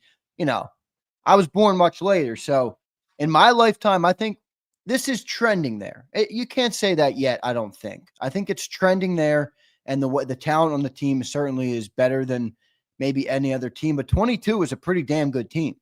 17, I watched them lift the trophy, with Jason Peters out, with linebackers out. I mean, think about all the attrition we had in 2017, and we still won. I know they weren't the most talented roster, but I think it's a different conversation when you raise the trophy. So I think 24's got a chance, though. It's kind of a tough question because those other teams got there. One won it, one lost in by 3 points. And if they had the ball or more time, who knows? The Eagles could have won that game as well in 22. All that being said, how about we do it this way? Is this the best roster that you've seen in your lifetime? Let's see. Offensively, for sure. I mean, I think offense. But they haven't performed it all year. They haven't performed it, but that's not what you asked me. You asked me best roster. No. Defensively, it's definitely not, right? I mean, think about some of the dudes we've had on defense. Vic Fangio made this the best defense, but to say we accumulated the best collection of talent on defense Eagles have ever had, I think is an asinine comment. Thinking about some of the players that have been in Philly, but offensively, I think people said 22 offensively was our best collection of talent ever, and we added Saquon Barkley to that. So I think it's pretty. I think you can. Now you lost Jason Kelce. You added Barkley, but had less performance, which is crazy. Well, less performance. Out of the unit, you were less. The offense is 6th overall in the NFL right now. I mean, they're not because of running, not because of passing. Yeah, but all right, that's still you're 28th in passing. You're not. It still factors into the offense. Okay, you're right. They got the second shittiest pass offense in football. Does the running game not fucking count? It does. Okay. But are they 12 and 2 in the back of the running game? That it wasn't as balanced as it was back in 22 when you guys had the top 6 passing offense and you were the top 3 running attack. It was more balanced in 22. I mean, those are facts. You were a top 5 or a top 10 passing offense in 22. Now you're a bottom 4. Holy shit. Let's stay in the room here a little bit here. That's not what you asked, but all right, that's fine. You can. They're not reaching expectations, but the roster, I think, defensively is better now than it ever has been. And 22, defensively, I think there's people saying this defense is better. The defense is definitely better as a whole. 70 sacks and number 2 in pass defense. This is a better defense than that. Wow, that team had 70 sacks. I still think this is the better defense. You got better corners. Got way better linebackers. You're not getting home as much, but you're not giving up nearly as many points or yards. That secondary was second. Who's the best pass defense in the NFL right now? I believe the Eagles are. All right. I think they're second. I think Total there's defense, we're number 1 by 22 yards, by the way, which is a big number. Pass defense, number 1. Run defense, 8th. 7th. So, I mean, listen, are you kidding me right now? The best passing defense in the NFL? You had 70 sacks too. Yeah, but what do you value more? 70 sacks or I value balance. well, is this defense not balanced? I mean, come on, you're not trying to. You think you get home as much as that team did? We don't get home, but we No. do other things better. Here's where you beat the 22 team. You were a better run stopping team than you were then. I think it comes on that because if I'm not mistaken, I think what are you in rush defense? That team was 16th. All right, what secondary was better? And linebackers. Well, one was 2, and they had 2 Pro Bowlers. Bradbury and Slade went to the Pro Bowl that year. They weren't. Okay, That's how Mitchell's Bradbury got that 3-year contract. Quignon's going to go to the Pro Bowl most likely. Probably. I mean, he's now in the lead for Defensive Player of the Year. We'll see, or Rookie of the Year. You got 2 teams that were 2-1, and you had another team that had 70 sacks. The difference with this team is clearly in the run defense. Your better run defense. By the way, supers, we'll read them all. I mean, we're splitting hairs here. We're hairs here. We're talking. Yeah, about no. And look, we're talking about 2 defenses that are top of the NFL. I mean, they're both really good. Better quarterbacks this year. I like the setup this year. Maybe it comes down to this, Sileo, alone. Who do you like more, Vic Fangio or Jonathan Gannon? I used to think Gannon was a joke, but now I don't. I don't think he's a joke. I never thought it. You don't get to. Oh, I never thought he was a joke. I thought he was just really weird and quirky, but you know what? His football team, he's done a nice job with Arizona. Okay, answer the question: Vic Fangio or Gannon? Well, Gannon's been to a Super Bowl. Vic's never in his entire career. So, and they were number 2 in defense. So. Well, I mean, you got to go by resumes, guys. He's never been to a Super. He's never been to a Super Bowl. I'm not. I think what you said has merit. I'm not. I think it's funny though because I would rather be coached by Vic. I would rather be Fangio. It might be the Philly in me though, where like the dude who told us we're going to gut these guys, and then he takes a job. It was a bad ending for Fangio. Vic Fangio has never gone to a Super Bowl as a defensive coordinator, jackass. Which is pretty crazy. He's never had a defense number 1 overall either. That's right, ever. But I'd rather be coached by Fangio. Okay? I'd rather be coached by that. Well, let me ask you this. You think Vic is a better coordinator than Jim Schwartz? They're very different styles. Very different styles. Yeah. There's more guardrails. Like you asked Jim Schwartz. Yeah. Jim Schwartz won the Super Bowl with the Eagles. And last year you asked him, though, about the Super Bowl. Year with the number 1 defense in the league. He had the number 1 defense in the league with Cleveland last year, and he's won a Super Bowl ring. Yeah, but now I think this is a tough one because obviously Schwartz won us a Super Bowl. But if you ask Schwartz how he feels about the Super Bowl game, Super Bowl 52, Brady had 505 passing yards and 3 touchdowns. He's not like super thrilled about that game. Now I know he won the game and he's got the ring and everything, but. I get it. Tom McCall tells that story all the time where he's like, Jim Schwartz was pissed about the 500 passing yards. He was number 1 last year, though, in total defense. Which is impressive. Browns. Yeah. Okay. I don't know, man. I'd probably go Schwartz. Man, I don't know, man. He won a Super Bowl in Philly. Right now, he's got the default. If Vic wins the Super Bowl here, then we can have a different comment. I guess so. But, boy, I'll tell you something, man. I can't believe the job that – I don't know if I have ever seen a better coach job on defense for young players, new players, a different type of scheme compared to the 22 scheme. I got to tell you, man, he fucking has done a remarkable job at coaching that defense. He was asked the question, what kind of defense do you think you're going to have, Nick? He goes, I don't know. Yeah. I mean, and now to see where it's at, I love the way he answers questions. Me too. I listened to him today. He was great today. I mean, he was talking about Nolan Smith, and you know what's funny? When I heard him talking about Nolan Smith, I think you have to sometimes take how a coach answers questions on whether or not you know or whether or not you think he's praising him. I took it as he was praising him when he went like this. Hey, he's gotten better every week. For an undersized guy, he's playing tough and, he's got deficiencies. And I'm sitting there listening to the guy going, I can't tell if he's talking shit on him or if he's praising him. But I think the fact that he's talking about him, he's praising him. Players are funny on how coaches talk about them. And I thought he was really to the point. Now, let me ask you this one.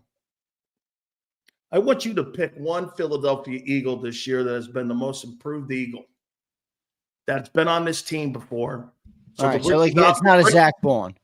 The rookies are out and free agents are out.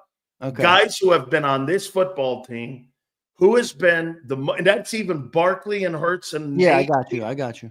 Pick one player that's been on this team that you think has improved where you went, holy cow, I didn't see that coming.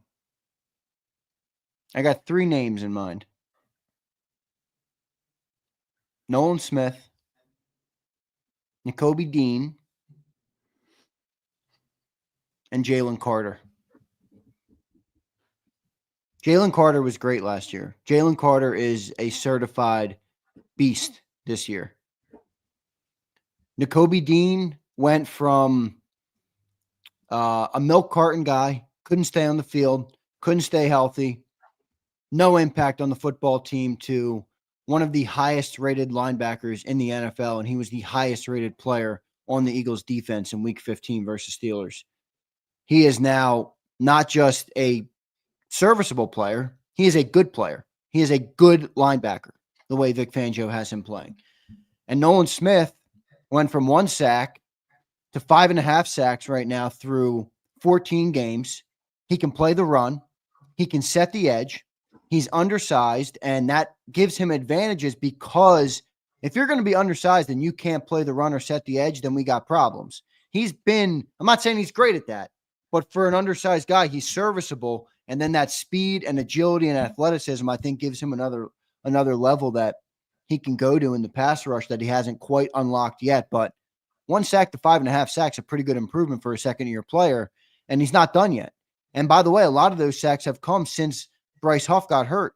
So those first 6 or 7 weeks, Nolan Smith didn't really have a chance to shine. Now in the last 6-7 weeks, since he's been the guy, he has been much better. So those are the 3 guys. If I had to pick one of them, I'm biased to go Jalen Carter because I think he's such a game wrecker. But I might go Nakobe Dean because the linebacker position, I believe, is probably the biggest reason we went from one of the worst defenses in the NFL to one of the best. And Zach Bond's been a big part of that, but Nakobe Dean has as well. And I'd probably pick Nakobe Dean if I had to pick one, but it's a toss-up between the 3.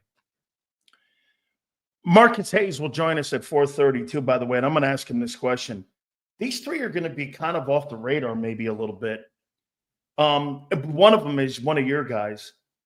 I got Reed Blankenship. That's a good one.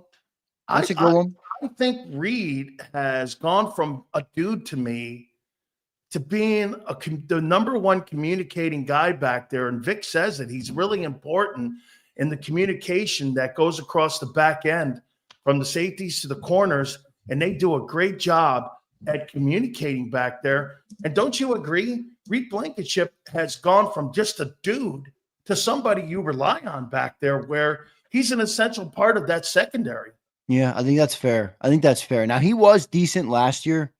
He wasn't bad, but you're right. He's been a lot better this year. He's now a staple in the back end right now for this team. And I like that he's aggressive and he hits hard. And he makes plays on the ball, too. He's got those interceptions. They all look the same. It's pretty funny, but he's got some athleticism, too, that he uses. So I think that's a pretty good pick. I'm going also for my second guy. I'm going to go Cam Jurgens.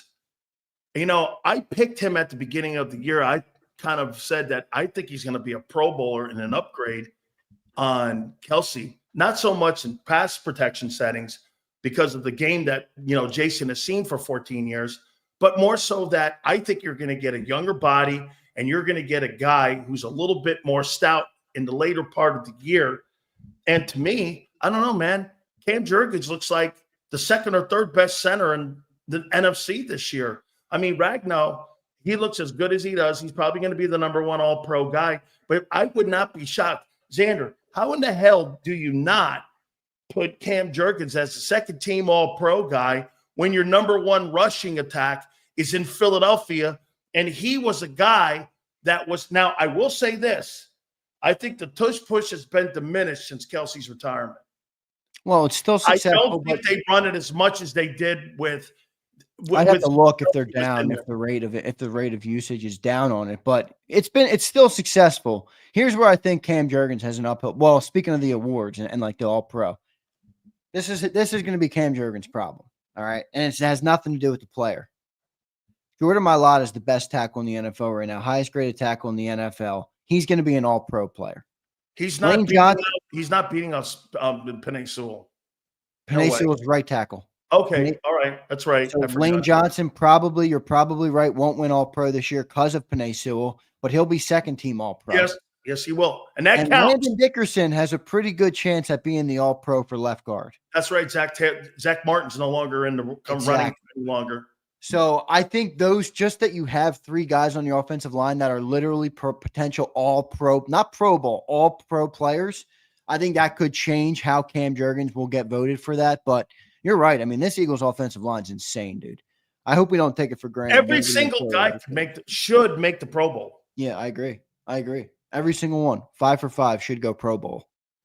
I've got Nakobe Dean in there as the most improved player too. Probably if I had to pick one guy on that defense, it is the most improved.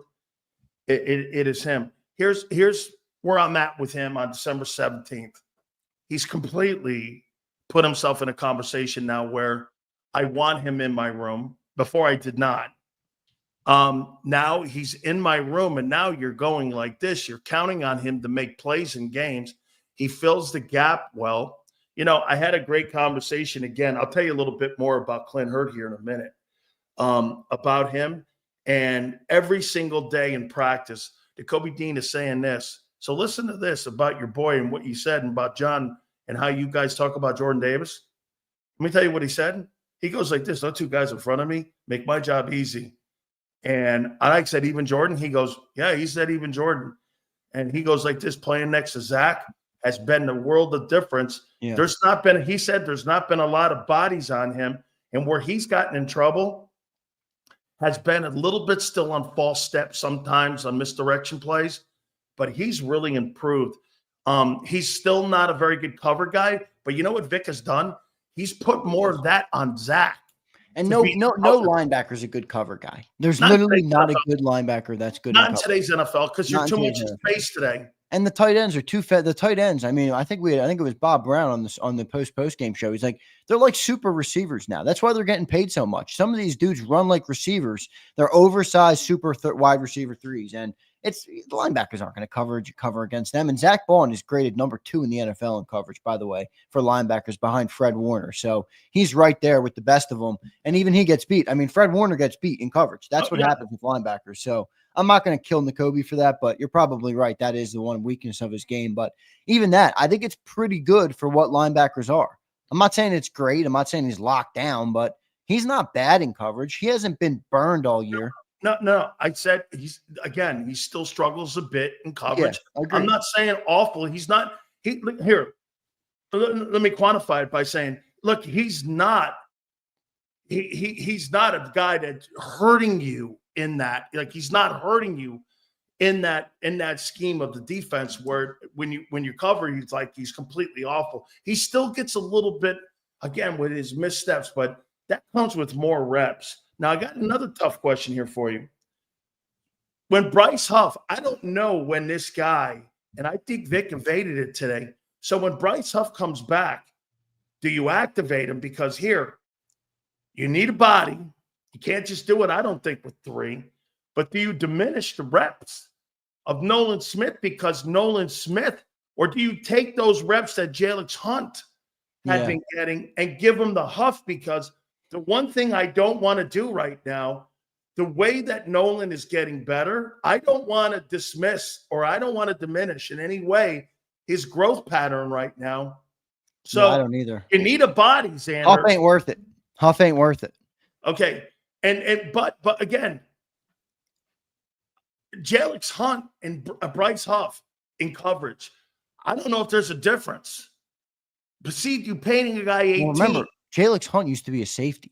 See, to me, I mean, I don't know, man. I think the only reason I activate Huff is because of the money, not because of his playing.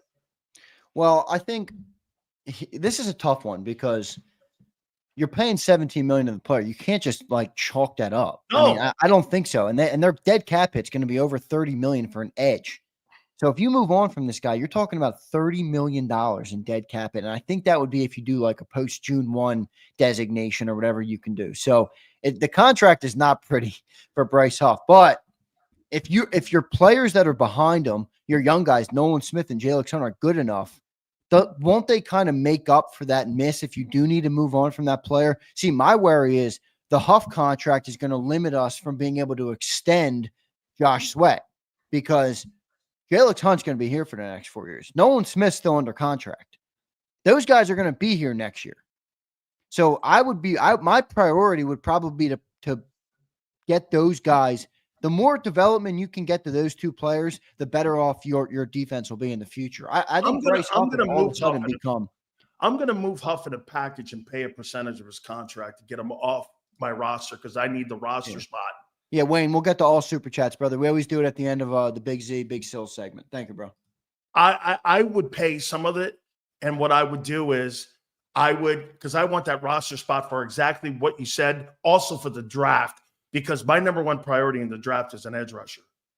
I need an edge rusher in this upcoming draft. There's some guys. Quite a few guys in there, too, that are going to be down there. That kid Pierce from Tennessee is going to be down there. The two kids from A&M are going to be down there. The kid from Ohio State is going to be down there too.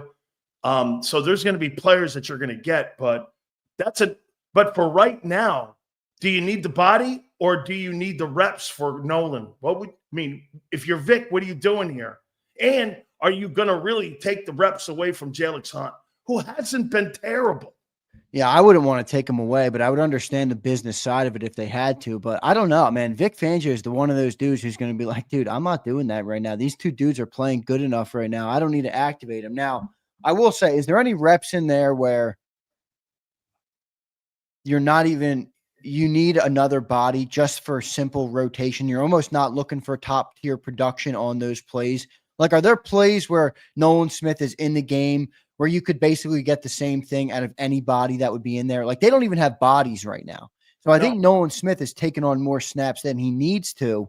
And there's probably a little bit of a law of diminishing returns there where, could you take away 5 or 8 of his snaps?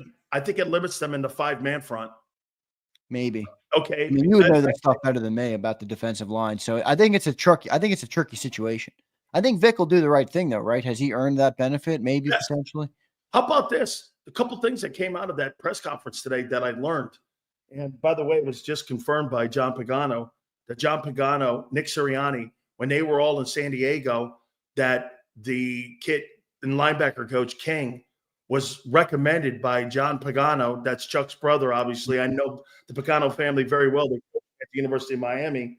And Sirianni, who, believe it or not, Xander, I had no idea that he was on that Mike McCoy coaching staff with Frank Wright. And that was Frank's wide receiver coach, was Nick Sirianni in San Diego. And he said that, did you hear him in the press conference what he said? I had no idea who King was. And he was recommended to me by 3 dudes. Well, I just named you the 3 dudes. And I think that guy's going to get an opportunity at being a defensive coordinator somewhere, because would you not agree, of all the position guys outside of Stoutland, that he has done the most incredible job with a position last year that was just a bunch of trash cans, that now all of a sudden you got maybe one of the best line. I mean, if you looked at the linebacking core and where they're ranked, the Eagles have to be in the top 5, don't you think? Definitely. I think they're number 1 if you do collective. Now, Zach Bond is the second graded linebacker in the entire NFL, beside Fred Warner. If you give me a second, I can find where Nakobe Dean is actually. I mean, wasn't he one of the highest graded guys this past weekend against the Steelers? Let's look at the defense grade here. I think he was the Eagles' top tackler last week against the Steelers. And Nakobe Dean is ranked 15 in terms of grading on PFF. Zach Bond's number 2 behind Fred Warner. And he's really high up there. His grade and Fred Warner's grade is about the same. Then there's a big drop off to Bobby Wagner, number 3. And then Who there's a you're going to bigger see drop this off. weekend? Who you're going to see this weekend? Yeah, then there's a big drop off to Jordan Hicks. So Nakobe Dean's down in that middle of the pack range, which By is the still way, a pretty good grading, by the way. It's not a shitty do me grade. a favor. Take a look at where Luvu is ranked too, because that'll tell me a little bit about something about the Washington Commanders. Luvu's down at 24. Pretty good grade, but 24. So Wagner's third, and what's his name is 24th, right? Yep, Luvu's 24, and Wagner's third. That's the Commanders group. Yep. Okay. So real quick here before we get to the super chats and the giveaway here. So here's Washington. By the way, Zach Bond's the highest graded linebacker in coverage over Fred Warner. And that's why he gets more of that responsibility, like I said here. Over Fred Warner. And yeah. He's playing a lot. He's played a lot of coverage snaps. 450. He's been outstanding. By the way, would it shock you if Fred Warner and Zach are the first team All-Pro guys? Then again, I don't know over in the AFC. Xander, is that all, or is that just the NFC that you're doing? No, that's the whole NFL. Okay, who's the highest graded AFC guy on that list, if you can tell me? Because Warner's got the equity. You want coverage or total defense? Total defense. Cleveland, Jordan Hicks. Devin Lloyd, number 5 from Jacksonville, and then Jordan Brooks, number 6 from Miami. Man, I love Jamie Sherwood's number 7 from the Jets. And then you have Azeez Al-Shaair from Houston. Demario Davis from New Orleans is 10, but that's NFC. See, but I would look at Bond and go, but I'm on the number 1 defense. Agreed. And you add in the coverage grade. So Zach Bond's the second highest graded total defense grade. He might just all linebackers, and he's the highest graded in coverage with a 91.4 rank, which is like top. Well, that's here, a player. If he ends up making the first team All-Pro, he's gone. He's got to be, right? It's going to be too much. See, this is where I hate the Huff contract, because that's going to cripple you on what you can spend to some of these new dudes if you eat that money. Look at what Patrick Queen signed for. I mean, oh my God, what was his deal? What was like $13-14 million that he got from the Steelers for 3 years? 3 year, 41 mil. So you're looking at 14, 13, 7, 13, 6. Okay. And the highest paid guys are Warner and Roquan. They make 20. Okay. I mean, that's a number, dog. Yeah, but don't you think, listen, I know Howie has shown that he doesn't like paying linebackers in the past, but don't you think Howie knows how important that position is for the turnaround from number 31 to the number 1 overall defense? You're not talking about marginal improvements. I mean, you're talking about a massive shift. Massive shift. See, the worry would be is the other line of thinking, well, I got Bond to do it. Can we get anybody? I don't believe that. I don't believe that either, but I think the loss of TJ, I wonder if the loss of TJ and all of a sudden now you land on this after a shit show last year of linebackers that you do this. Yeah. Hey, and plus Vic's going to have say in this. He's going to have say in this here, he's going to say, but people think he's going to take a pay cut. I'm not sure, Fredo. We'll see, man. I wouldn't. Why would I take a pay cut at 27? Yeah, he's never made huge money in his career. He's going to try and get a big con. He's 27 years old. Let's get to some supers. Let's do this giveaway. Dude, name me a player except for Devontae that's taking a pay cut. In Philly, name me one guy that's taking a pay cut. Yeah, none. Only Devontae did. You could argue maybe AJ Brown. I know he's making 32, but he could have waited. He could have waited for them to set the market and then beat CeeDee Lamb. By the way, the CeeDee Lamb is. Remember when we were debating about this on the show, and I'm not here to glaze CeeDee Lamb, but people told me I was crazy for thinking he was a great receiver. This dude is on another insane pace with fucking Cooper Rush. He's got 94 catches now. I mean, this dude can play, Eagle fan. CeeDee Lamb is a good-ass receiver. Before I do this, though, you want to know who he's battling it out with right now for receptions, for the leader in receptions? Who do you think he's battling it out with? My guess would be Jamar Chase. No. The tight end from the Raiders. Brock Bowers? He's got 90. What? Bowers' season is that insane? Brock Bowers has 90 catches for 900-plus yards so far with 3 to go.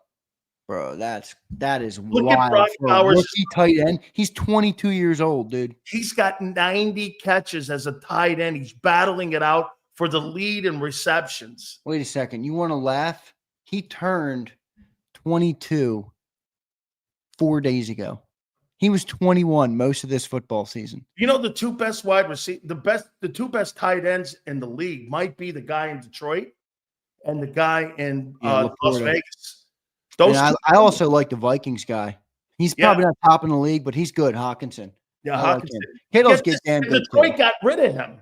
Yeah, true. Kittle's damn good too. You got to give Kittle the credit for Nad. Dude, unbelievable, man. Here, real quick before we get to the Supers and the giveaway. So here's Washington's season so far. They're 5th in offense, total offense. They are 16th in passing. I can't believe this number. They're 3rd in rushing.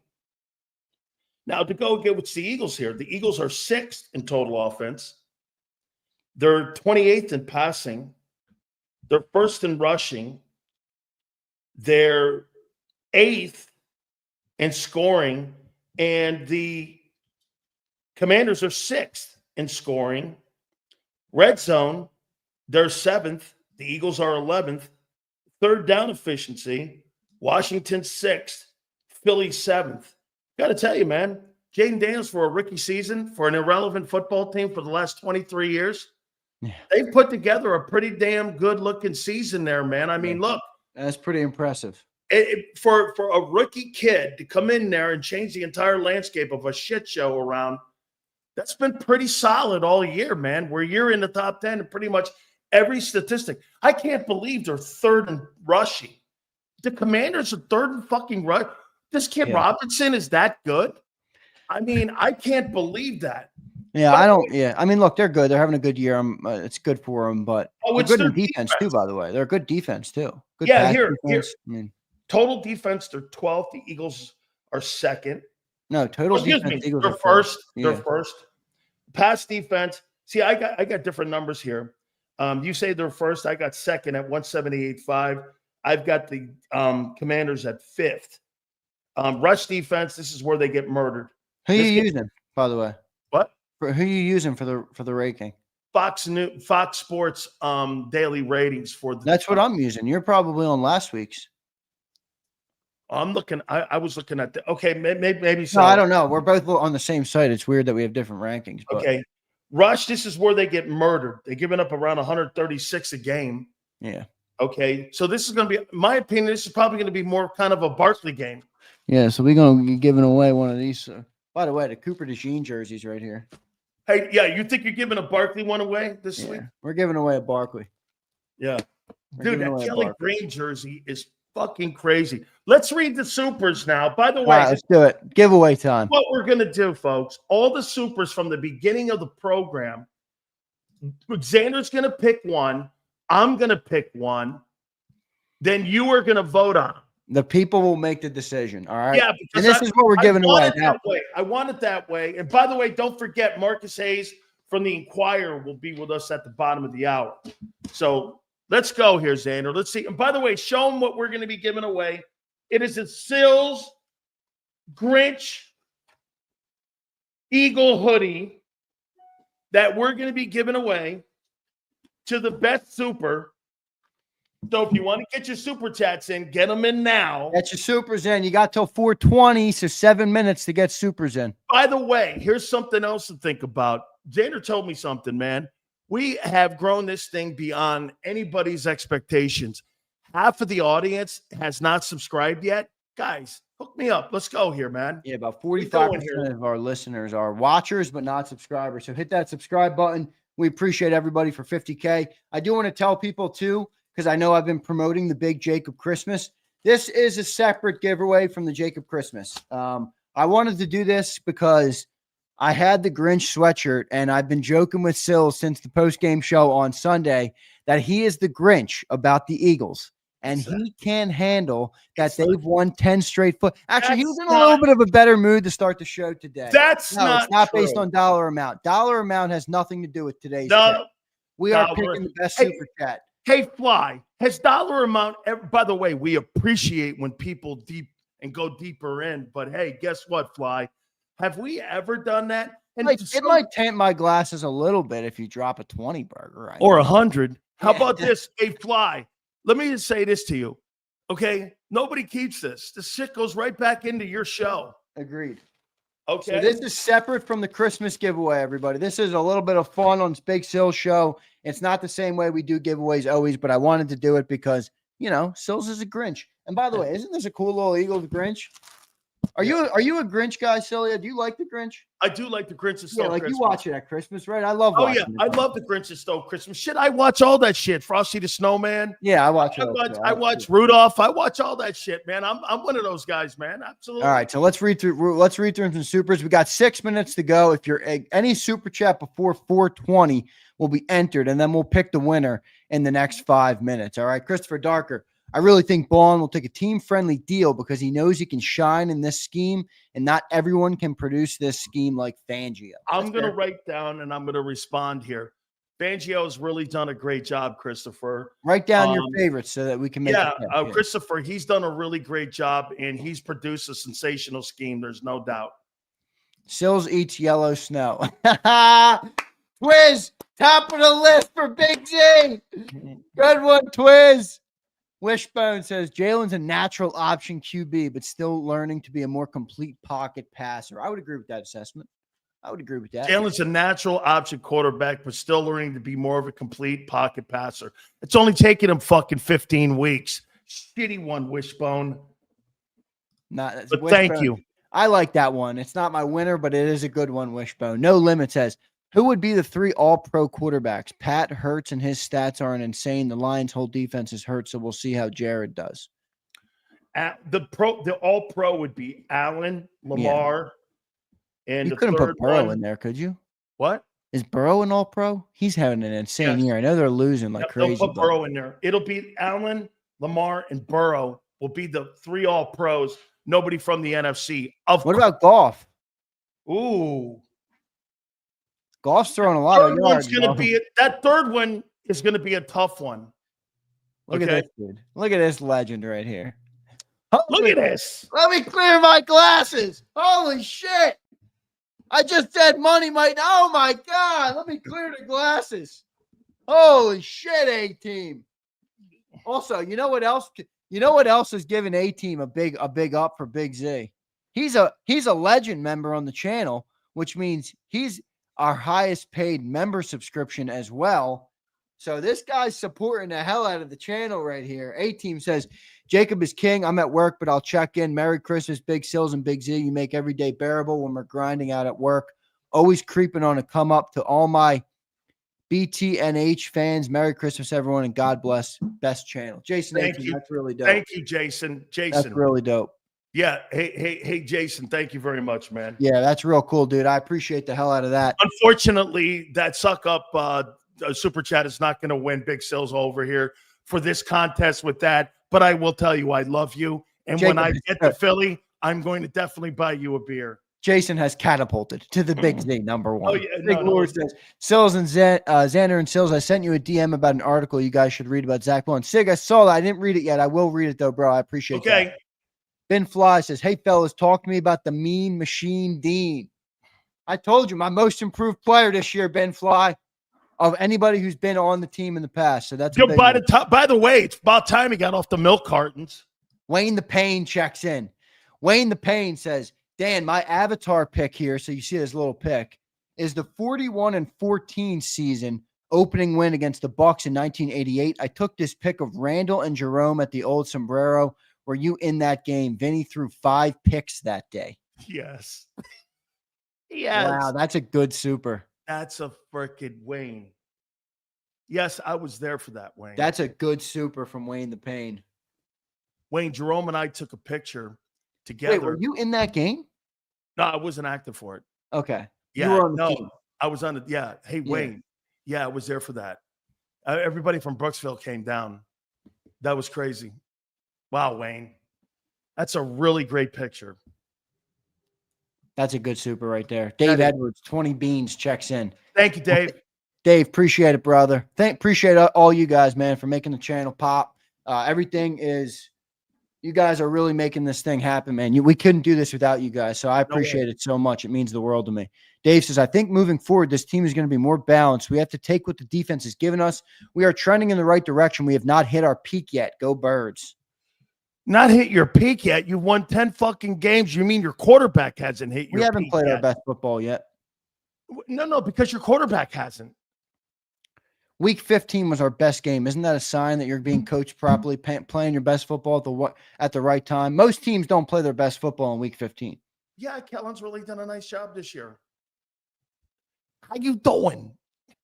Shut up.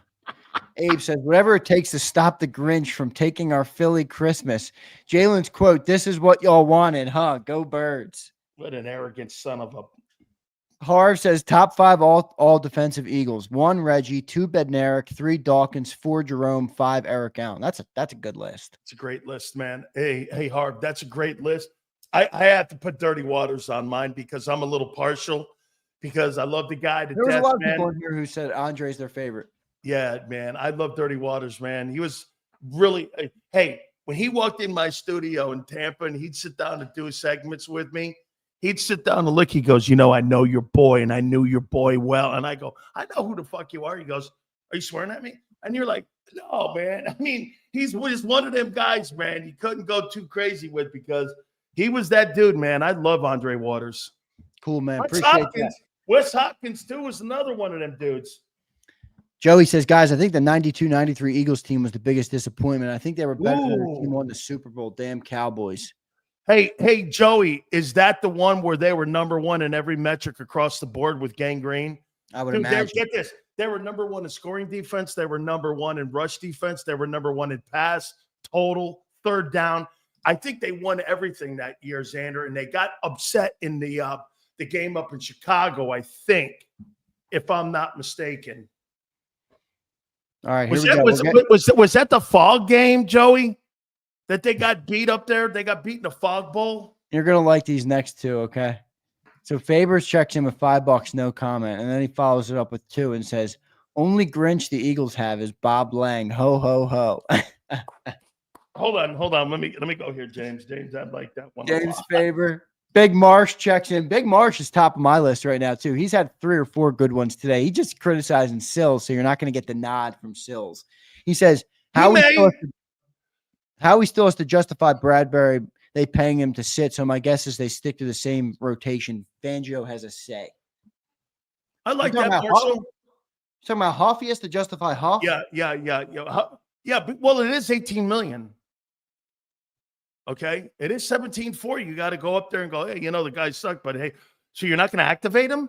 So you're going to have 2 guys not activated, Bradbury and him? What are you going to do with Bradbury for the playoffs? Fuck You're just going to keep What him the on fuck IR? I don't even want to think about Bradbury right now. Joe Whip says, need to get Bob on. He is a St. Joe's prep grad. We both went to St. Joe's prep. Bob Lang, you would think he would like Jacob a little more. It's a St. Joe's Bob Lang is a St. Joe prep guy? Yes, sir. Bob Lang is a St. Joe's prep guy. What a jackass. Hate to see it. Huff says, Big C says, Huff was better before he got hurt. They need bodies. Play him on third down. Pin his ears back like what Jim Johnson did with Hugh. You're number 1 in my heart, Sills. Yep, absolutely. I like that. Trey shot him. Hold on, Sills. Number 1 defense. We haven't heard you mention how we can't draft defense. Howie said it's a bowl of crow right here. Come eat. That's a good one. Yeah. Well, it's about time you took 32 swings at corners and you fucking finally landed on one. Nice job. All right, you read all the other ones. So Jason just one-upped us. He said, with the 50. KD says 1. How do you tell if you're a legend member? I wanted to upgrade. There should be a button down there, Dio, that shows what level of a member you are. I'm not exactly sure, dude. The YouTube is weird with it on the iPhone. I'm not sure if you're using a phone or a computer, but it should be around your membership. Hi, Harv checks in. The best gangrene defense was 91. Didn't even make the playoffs. Randall blew out his knee in the second quarter of game 1. All right, let's go look at a couple early super chats, too, on the show. All right, there were some good ones. Send them a greed card if they win, Sills. 304 was talking about Micah Parsons. That's not going to win on this show, 304. No. Harv says, while I have my disagreements, you're a former player with the knowledge that's meaningful. I usually agree. I've studied the game for years. It's a good super. Yep. Phillies Ace says, hey, Sills, I know the Eagles have won 10 in a row. Do you think they peaked because it's not how you start, it's how you finish? What would your expertise say? That's a good one. Okay. Lord's Grace, you're going to like this one, I think. We already read these, by the way. I'm just refreshing your memory on some of the best supers today. I wanted the type of schedule we had last season. I wanted it stacked, and then I realized the quarterback can't even beat Drew Lock. What the fuck you talking about, Lord's Grace? He just beat fucking Patrick Mahomes. Or he just beat Russell Wilson. Lamar Jackson, Russell Wilson, stiff Jaden Daniels. Hey, congratulations to the Eagles. You're now the AFC North champions.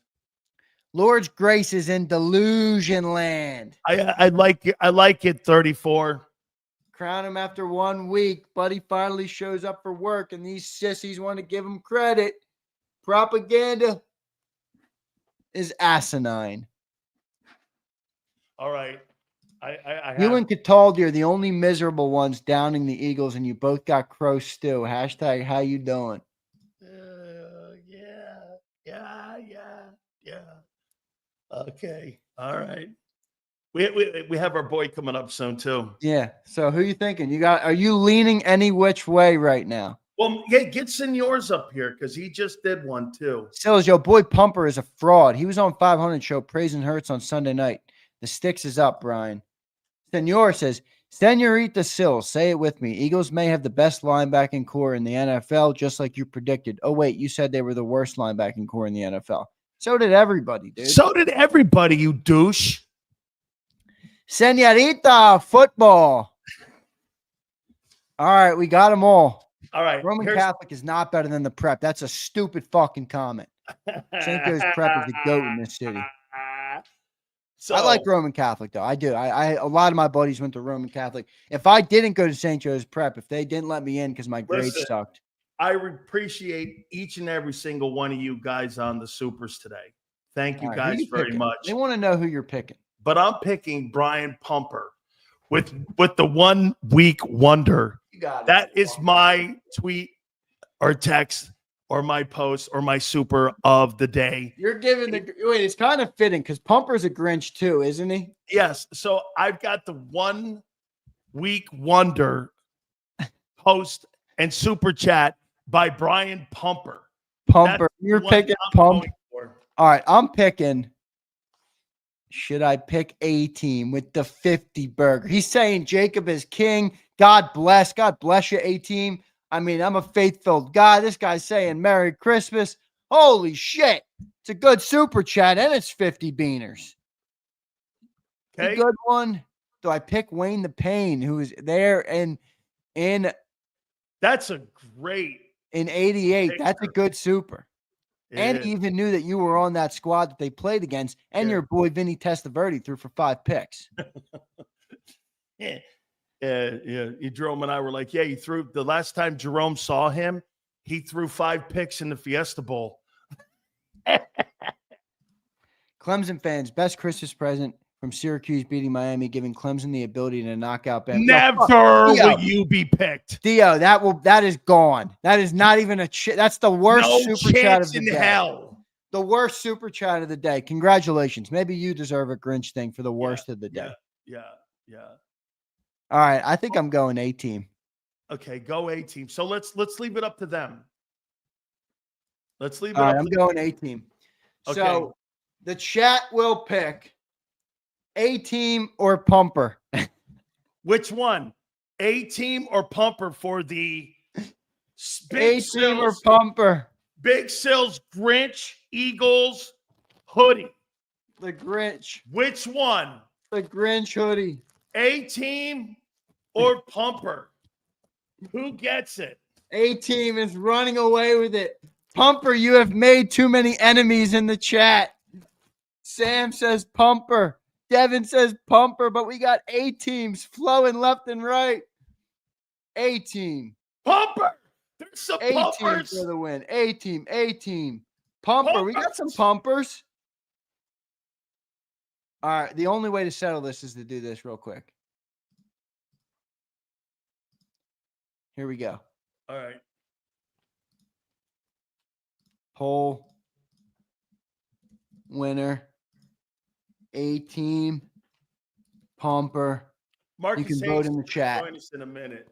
All right, you can vote in the chat. Let's see who wins. We will end the poll in 3 minutes. Vote in the chat, and we will end this sucker.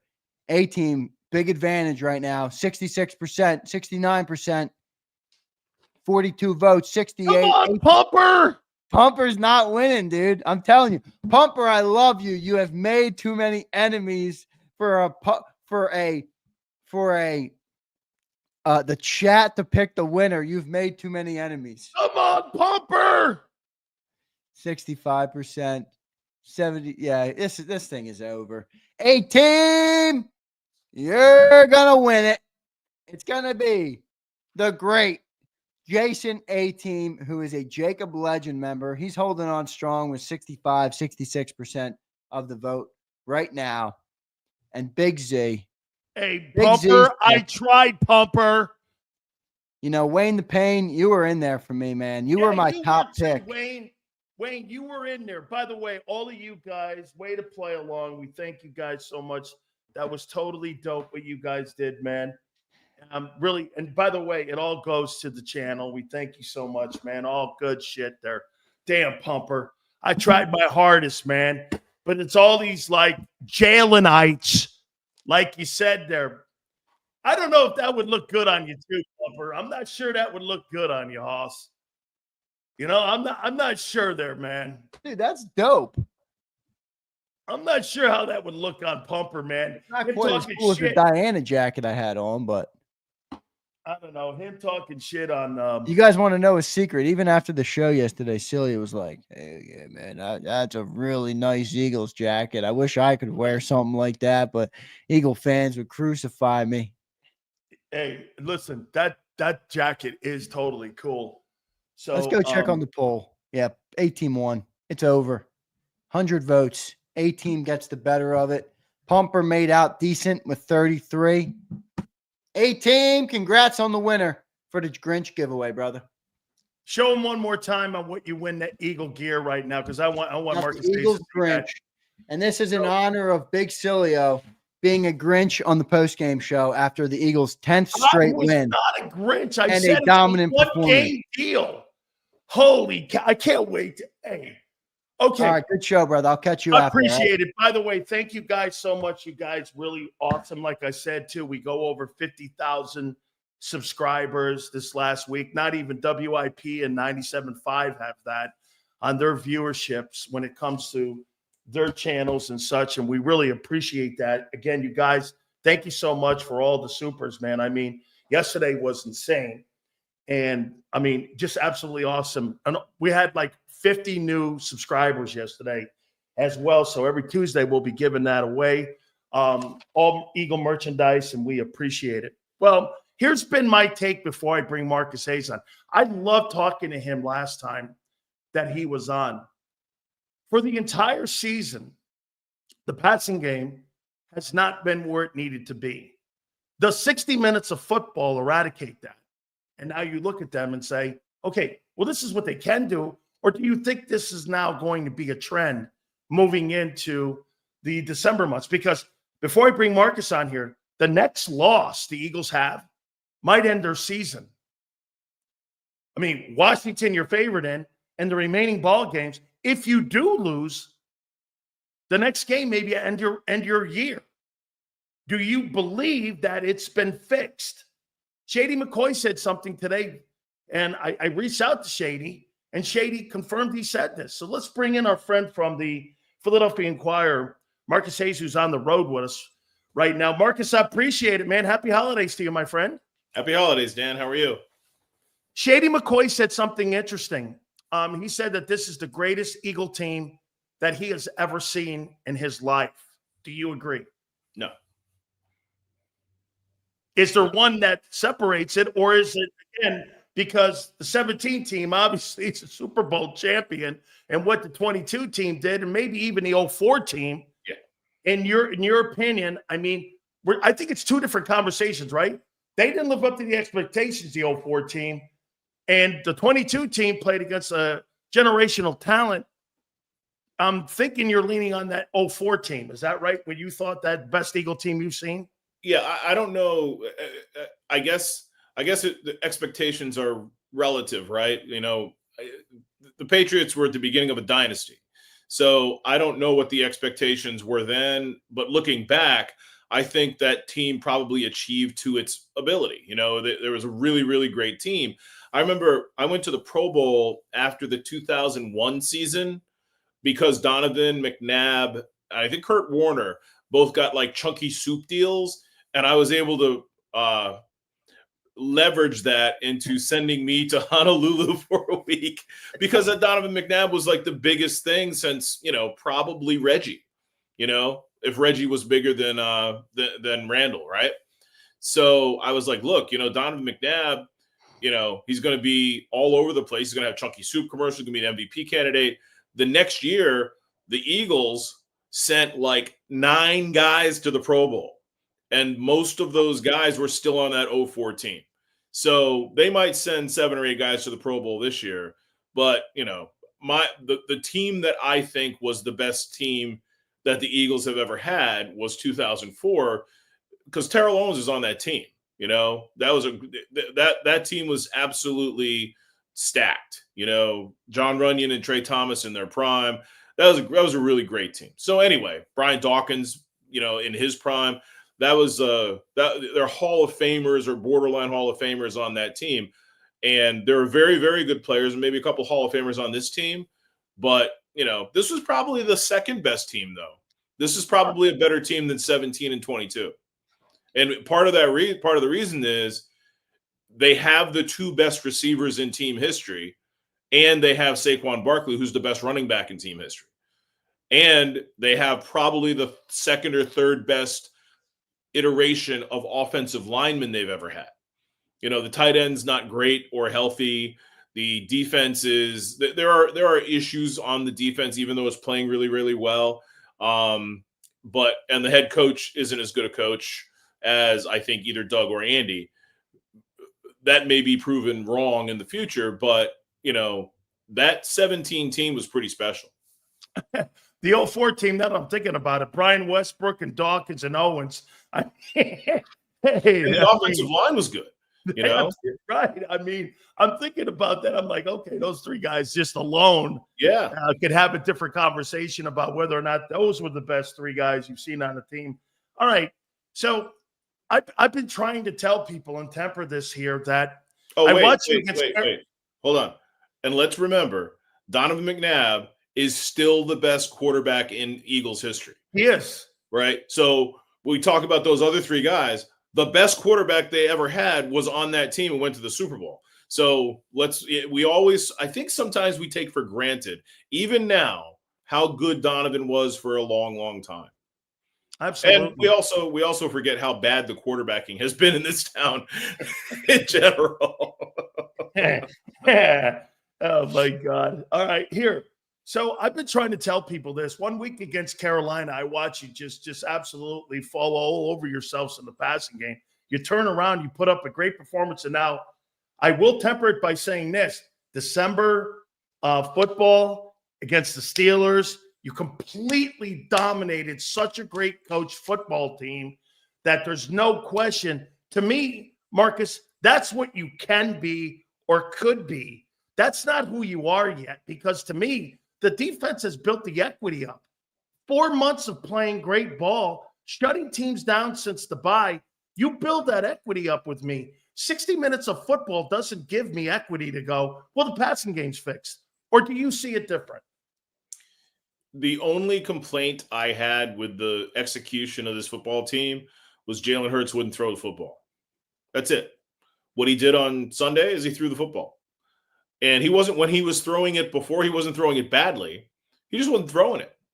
Guys were open, guys had advantages, and anytime Devontae Smith or A.J. Brown have one-on-one coverage, that's an advantage.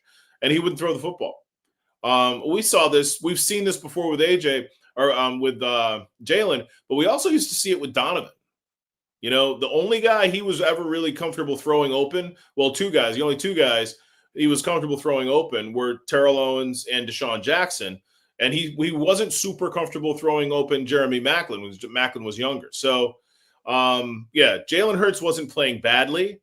and he's to be commended for understanding how important it is for him to secure the football and make sure he first does no harm, the Hippocratic oath of quarterbacks, first do no harm. But the next step for him was sort of understanding when he can do good. And on Sunday, he did good. He passed the ball well, but more than anything else, he threw the ball to receivers who weren't wide open. And that was Donovan's downfall, and that became Jalen's downfall. I would say this to you. I heard Brady during the broadcast, and he's going to get better, I think, as a broadcaster. But he said something to me through the eyes of a guy that's won 7 Super Bowls. He goes, Jalen's got to just let it rip and let it go, and sometimes he holds the ball. But you know what I realized? And after Brady said that, it was almost like Kellen Moore had an epiphany. They went up tempo. And when they went up tempo, Tom Brady said this, and it was such a savant comment. He said, and the broadcaster asked Brady, why do they go up tempo? He goes, because it defines the defense earlier, right, and you have your landing parts and your landmarks on pre-snap reads, and it helps you on the fact that Pittsburgh, which is a substitution monster team, they like to substitute on situations. It made it easier for the offense once they went upbeat. Do you think now, I mean, Kellen looked at the offense, Marcus, and went, we're going to run the ball. And they won 10 ball games. They said the passing game wasn't good. All of a sudden, they went up tempo in that game. How do you think Kellen Moore has done this year? I mean, they are 12-2. They have the number, whatever, in the top 5 in total offense right now. They've utilized their skill sets pretty well. I mean, how well do you think he's done at being an offensive coordinator? Not a passing coordinator, but an offensive coordinator. Well, for me, it's a two-part answer. Early, he did poorly. And I'm not sure why they were so intent on having Jaylen run the ball or have the option to run the ball. But it was not working. That was the biggest issue in the offense early, is that there was too much Jaylen running the ball or having RPOs or being able to audible to a run himself. What's happened since then is first of all, both receivers came back healthy. So that's a watershed. So maybe that's one of the reasons he was reluctant to, one of the reasons he was more comfortable with Jaylen just keeping the ball in his hands. So maybe that's a poor criticism on my part of Kellen. But once the two receivers came back, Devontae and AJ came back healthy, he's been brilliant. These guys have been open. They've had advantages. And one of the things that was remarkable to me, because the way that I watch the game and rewatch the game, I very seldom watch the quarterback or the running back with the ball. I usually watch the left or right guard, which gives you the capacity to see sort of things develop all over the place. These guys were open, and sometimes, when they threw those bubble screens or whatever, Jaylen was inaccurate. His feet were bad. But Kellen's done a wonderful job. I think he's done a wonderful job all year. I think all year the issue has been Jalen Hurts / the absence of the two starting wide receivers. Marcus, I'm going to give you a merit badge here because you said something to me the last time you were on about Nick Sirianni, and I think it kind of came to a head this week. You're like, hey, Dan, just like any player, you learn things and you learn to become a coach and you learn, through your mistakes. It's funny, on December 17th versus like last year, this time they got beat December 18th of 23, and that was a 3-game losing streak to Seattle. That whole fiasco up in Seattle, that was a different looking team. There was meltdowns. You saw people melting down, both coaching wise, organizationally, player wise. And this week they had a dust up, and yet, I don't know, man. I thought that the influence maybe of Vic Fangio being in that locker room, and maybe even Kellen, when you have more experienced coordinators, and also you've gone through what happened a year ago, I think Nick had a pretty good week last week. I think his team showed up and kicked the hell out of a really good coach football team. I got great respect for Mike Tomlin and what he did. I don't know, man. You think he's growing into the position of being the head coach of the Eagles? Yes. I think he understands now that My perception of Nick has always been he kind of thinks he has to prove himself all the time. Like he's really ready. He's ready to go. He's ready to go any moment. And he's proud of that, right? Well, you can't be that guy as a head coach of a football team or a CEO of a company, or, the president of a university. You have to understand what matters. And what matters is everyone being as productive as possible. Not your feelings, not your ego. Those are the things that have gotten Nick in trouble in the past. It's why he taunted the fans in Kansas City. It's why he taunted the Eagles fans. He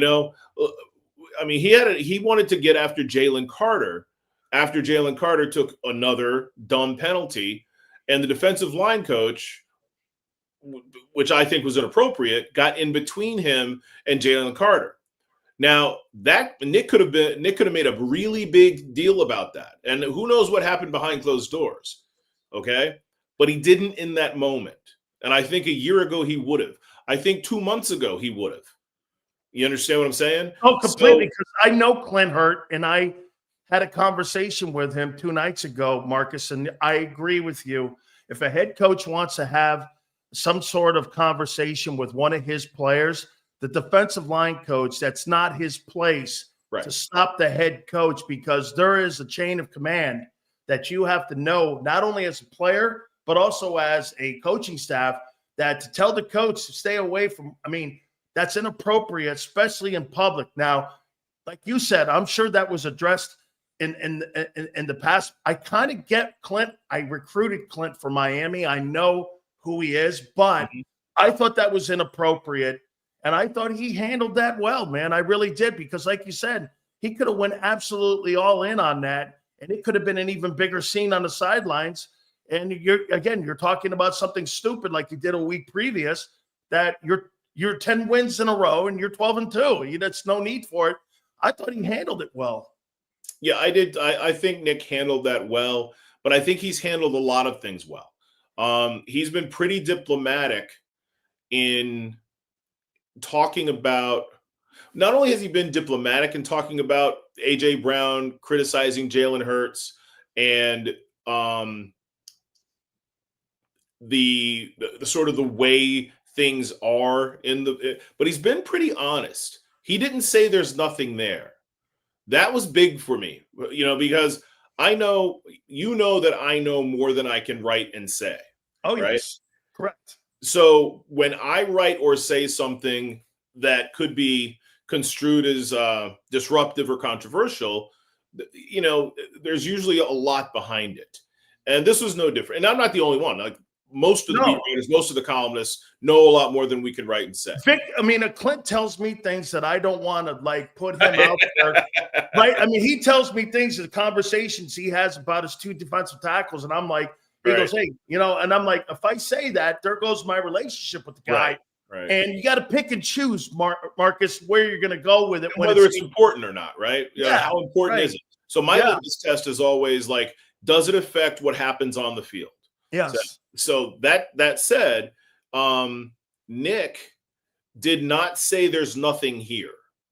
Nick said, number one, we're going to take care of it.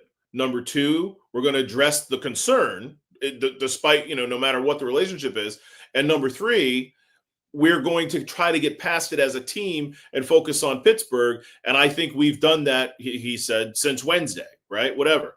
That's a much more mature and believable response than move along, nothing to see here. This guy didn't say this. This guy didn't mean it that way. The spin of, he was talking about the passing game and not the passer was as much spin as anybody tried to put on it. But even when they did that, they allowed it. They allowed that, yes, Jalen Hurts has not been playing the kind of football that we hope he would play or that he's capable of playing.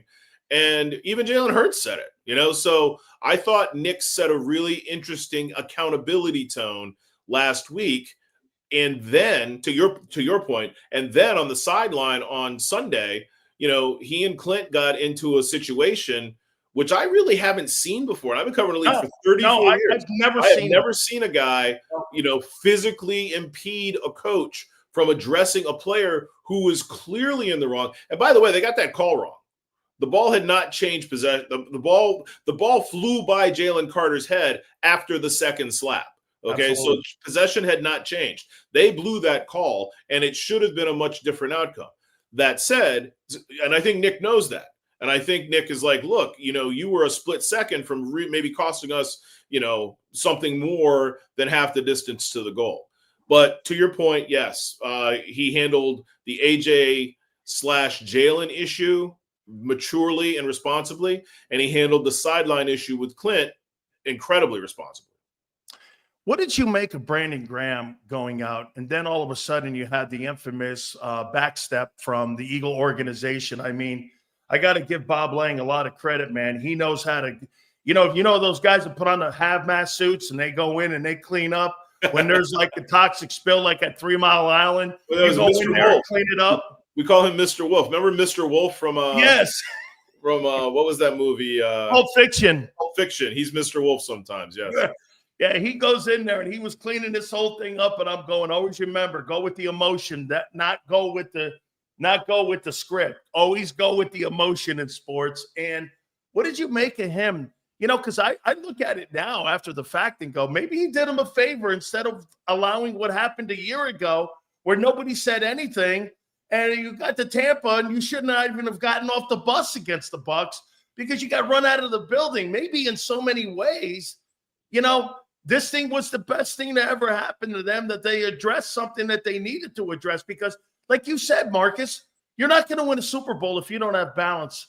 You have to throw the ball. You just can't be a 1925 offense or have Bryson Daly come in and be your quarterback. You can't have the Army offense and win a Super Bowl. So maybe he did him a favor.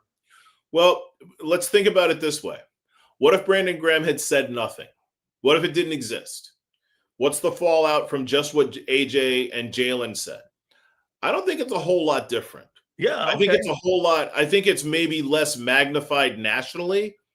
So now we're in the reality where Brandon says what he said. Okay. Nobody believes that Brandon is wrong. Nobody believes Brandon has a misperception. Nobody believes that there wasn't an issue, that the relationship between Jaylen and AJ hasn't changed.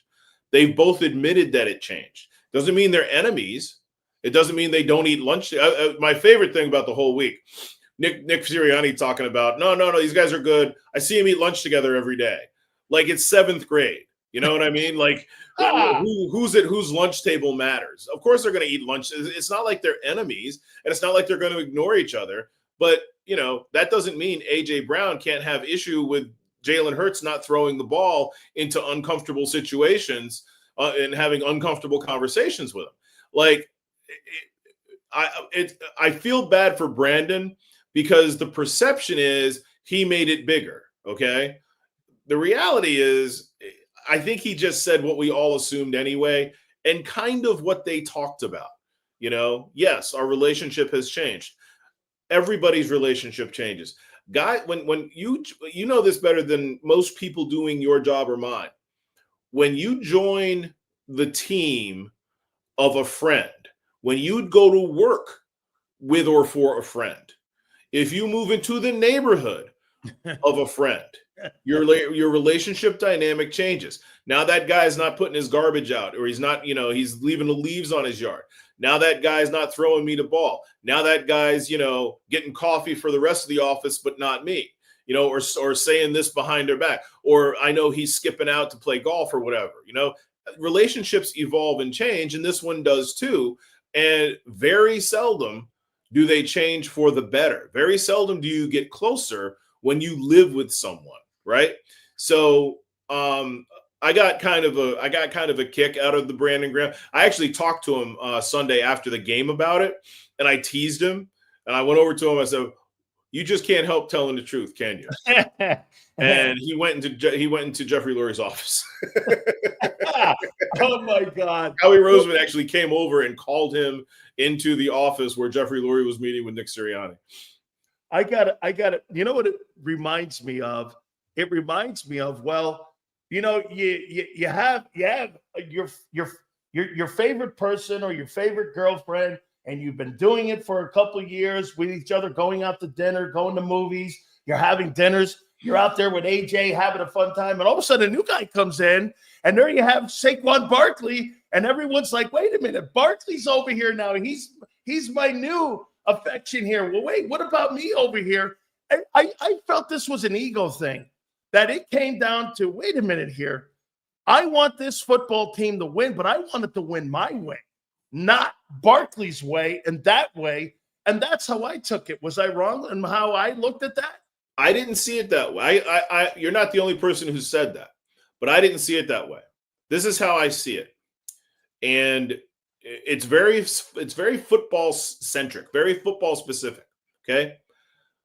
Football players in general, especially wide receivers, have a very, very small window in which to make a case for themselves to be great and Hall of Fame worthy.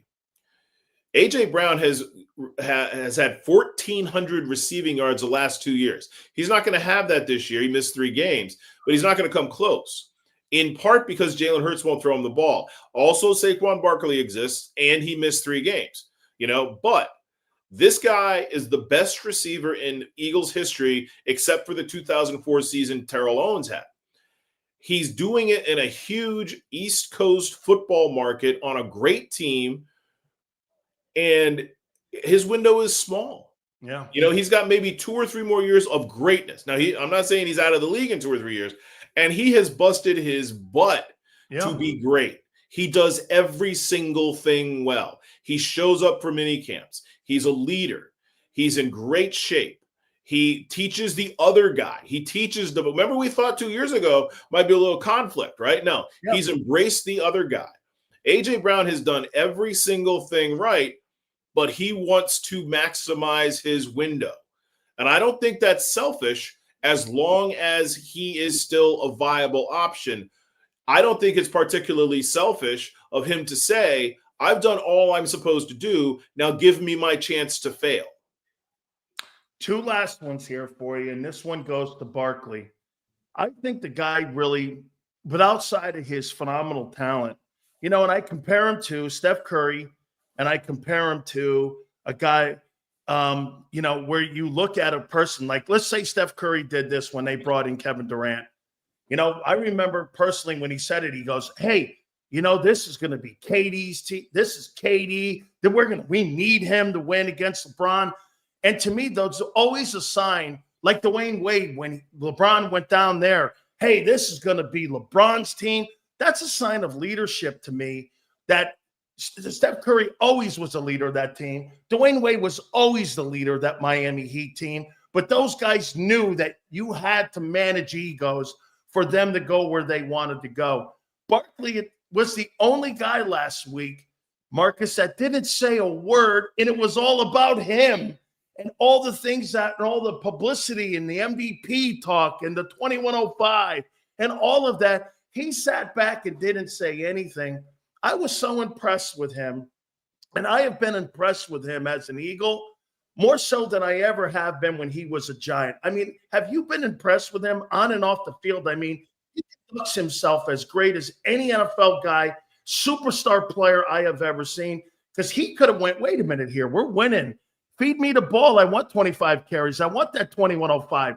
It doesn't seem to be his nature, though, and I think he's been an absolute perfect fit for that organization, and I didn't know how it was going to look.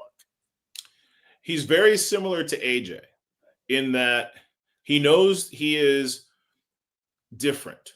We use the word special a lot, and he is.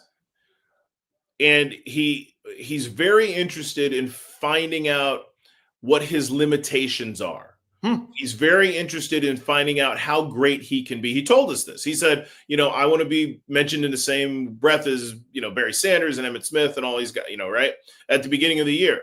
The difference between him and Steph, him and AJ, him and Dwayne Wade, is that Steph, AJ, Dwayne Wade, whoever, they still self-promote. Yeah. Saquon Barkley doesn't bother. Saquon Barkley can't wait to the next practice. He can't wait to the next handoff. He can't wait for the next play. And if he's great, he knows he's going to be included in all of those things. Now, you said you were more impressed with him as an Eagle than a Giant. Yeah. I'm much more impressed with him as a Giant. Because of what they did He now. used to be better. He used to be better than he is now. He was younger. He wasn't repaired. He wasn't injured twice. And he never made a peep. In the New York media. True. Playing 90 miles from home. Yep. Never made a peep.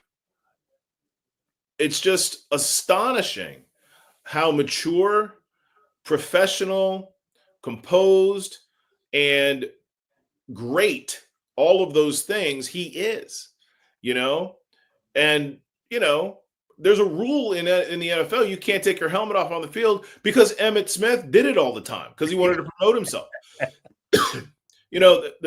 Walter Payton and Barry Sanders in my lifetime have been the two most professional, great football players I've been around. Completely devoid of self-promotion, ego, whatever. And I'm not saying it's bad for any of the others to do whatever they do. It's just who they are. To me, that's impressive. And Saquon is the next one like that, And I Derrick Henry might be like that. I'm not as familiar with him as maybe I should be. But yeah, it's been just, who else was like that?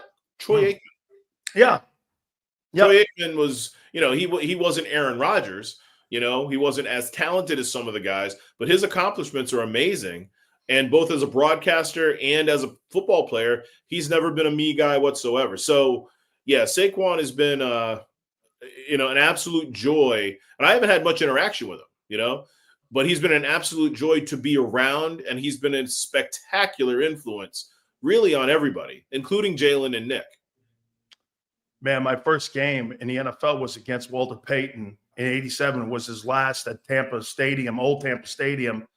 And I had to go over because when I was a kid, I watched him go for 275 against the Vikings with the flu when I was with my grandpa. And I ran across and I shook his hand and I said, Walter, I had to meet you. And he goes, oh, no, man. Oh, this and that. And it's great to meet you. And you're like, that can't be Walter Payton. I mean, I thought the guy was going to have some psychotic. And then years later, his son, Jared, would go to Miami and they helped run that Walter Payton Man of the Year thing. And so, right. I mean, I got a chance to know the family a lot and Eddie, his brother, and you're dead on, man. Walter Payton, you would swear was not that guy. But when you watch him on the field, this guy looked to knock people out. I mean, he was just a special football player here. Well, some guys love to play.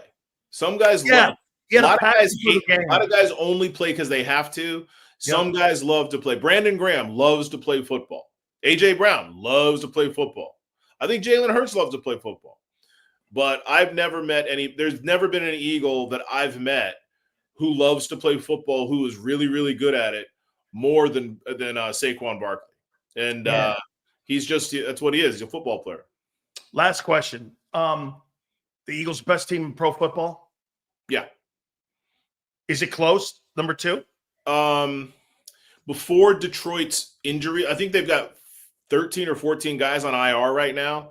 And I think maybe 6 of them are significant defensive players. They lose Montgomery this past Sunday. So, I mean, he's significant in their backfield. So, yeah, I mean, Kansas City has never been that good. They've been good, but they haven't been that good. The Bills have been flawed and are flawed. I will say, I covered Sean as a coaching intern. I think Sean McDermott. I think both he and Dan Campbell are not great head coaches.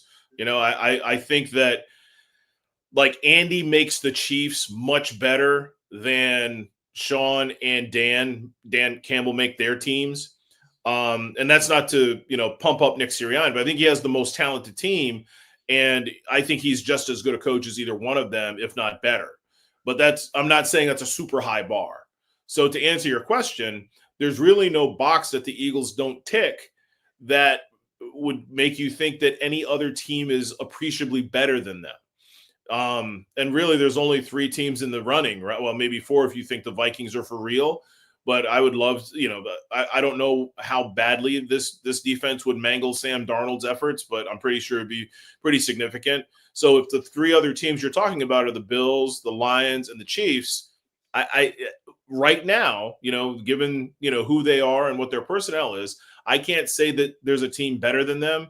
And I can't really say there's a team within 5% of them, that's 95% as good. See, what I tell folks is this. Remember in 2017, you lost a star left tackle. You lost a MVP candidate at quarterback. You lost a linebacker, if I'm not mistaken, on that 2017 team. And you basically beat Belichick and Brady with backups. Yeah. In that Super Bowl to win that game. So a team like the Vikings, and again, I'm with you. Sam Darnold from the start of the season to right now has completely outplayed Hertz as a starting quarterback. And he's a journeyman that's been on 4 teams. And Kevin O'Connell and the other guy, Brian Flores, have done a spectacular. I'm not saying that the Eagles are in that or the Vikings are in the Eagles room, but I don't know what they are because it just looks like a longer version of Nick Foles going on there in Minneapolis, because this has been not just a 3-game stretch, it's been an entire year. I mean, Marcus, it could go like this. They could go to the end of the season, win out. I know they got a hard schedule these last 3 games here, and so does Detroit. But if they win out, it's irrelevant what Philly does, because that last game of the year between Detroit and Minnesota is for home field, and you could have a 5-seed 15-2 Eagle team playing Washington, or maybe even the Bucks, which would be a nightmare, going to Tampa again and playing them in the opening round of the wild card. So, I mean, that Minnesota game, they went 12-2 last night. I mean, it's kind of interesting where this race is right now. Yeah, I really look forward to that Lions-Vikings game. I wish I could say I was looking forward to it for months, but it's only been a couple of weeks. It popped up on my radar. And honestly, I didn't think Detroit would be where they are. I thought they'd have another loss at this point. But, and I think that, that's the other thing. What Detroit is going forward after these latest 3 injuries might be the breaking point, right? Which I feel bad for Detroit, the city, and the franchise, because they've had so many misfortunes and shot themselves in the foot a few times, but have had so many misfortunes over the last 30 years or so.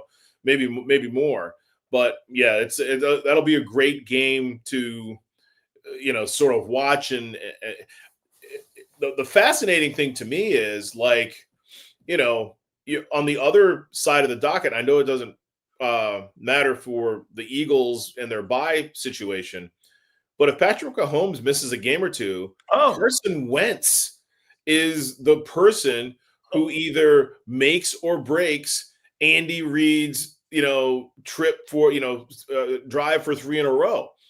Of all the storylines in football going down the stretch, don't say it.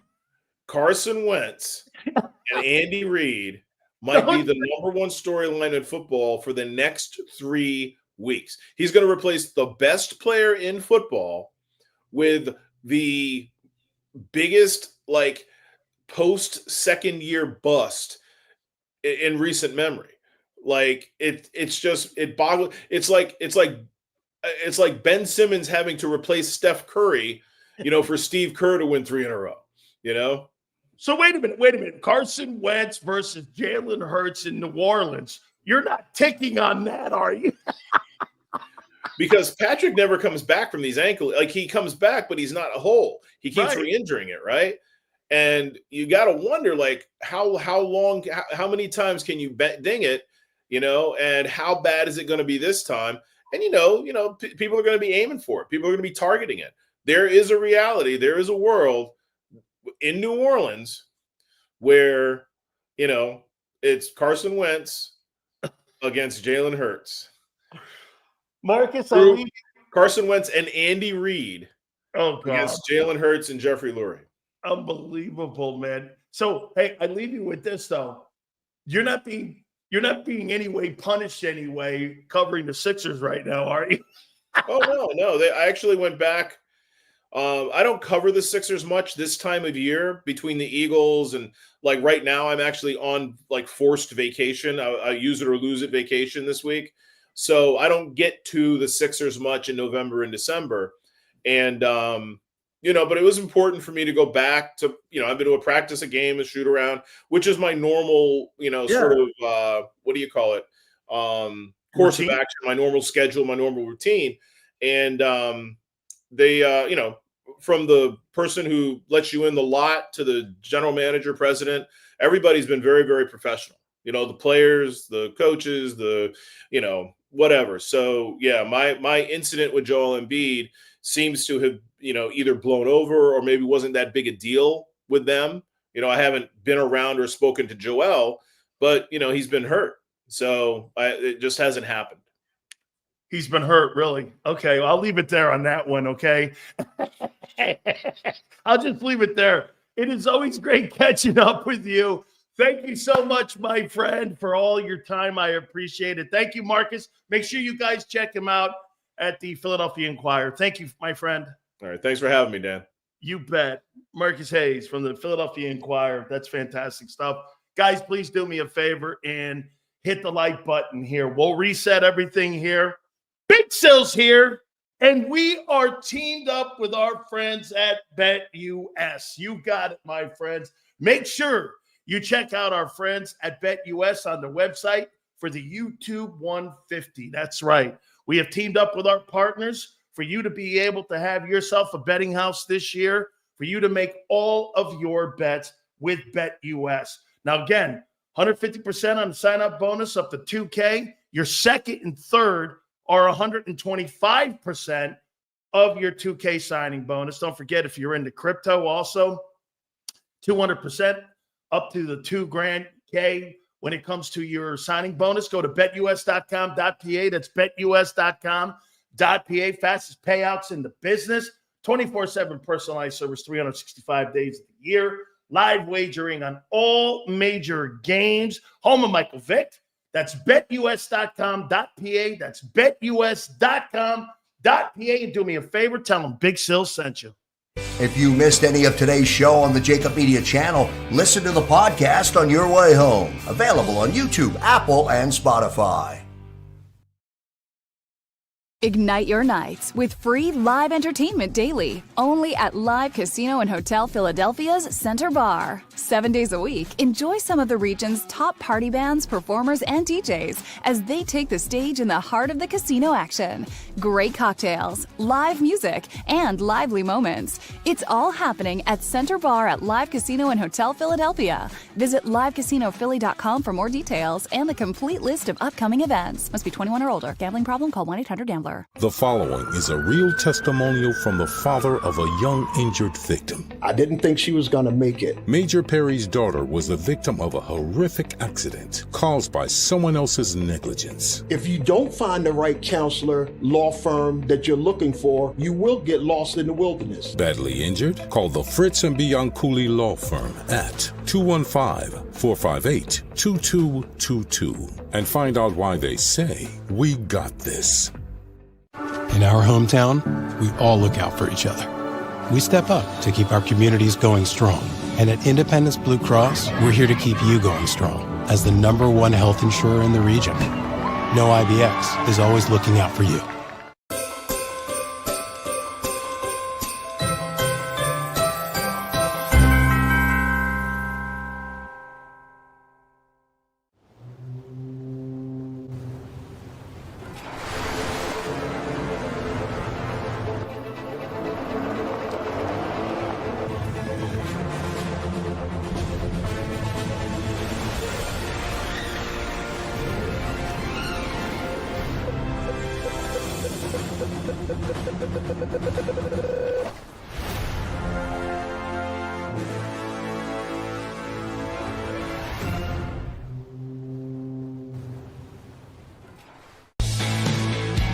We noticed that there was mold creeping into our basement about a year and a half ago, and wanted to make sure that we were getting rid of the problem permanently. We actually reached out to several different contractors to get it resolved, and actually 2 of them recommended DryTech to us as a long-term solution. Other than the noise factor, we wouldn't even know that there was work being done on the basement level. It's really been a clean process for us. Score and save this football season on your car insurance. Before the next game, save up to 40% on your auto insurance policy. That's right, 40% savings. Call an Audible this season and contact the Del Val Insurance Group. They're an advocate for you, not an insurance company. That means they'll get you the right coverage and save you up to 40%. Call managing partners Fran or Jim of Del Val Insurance, 215-354-0122, or score and save at dvigi.com. dvigi.com. EAGLES, Eagles.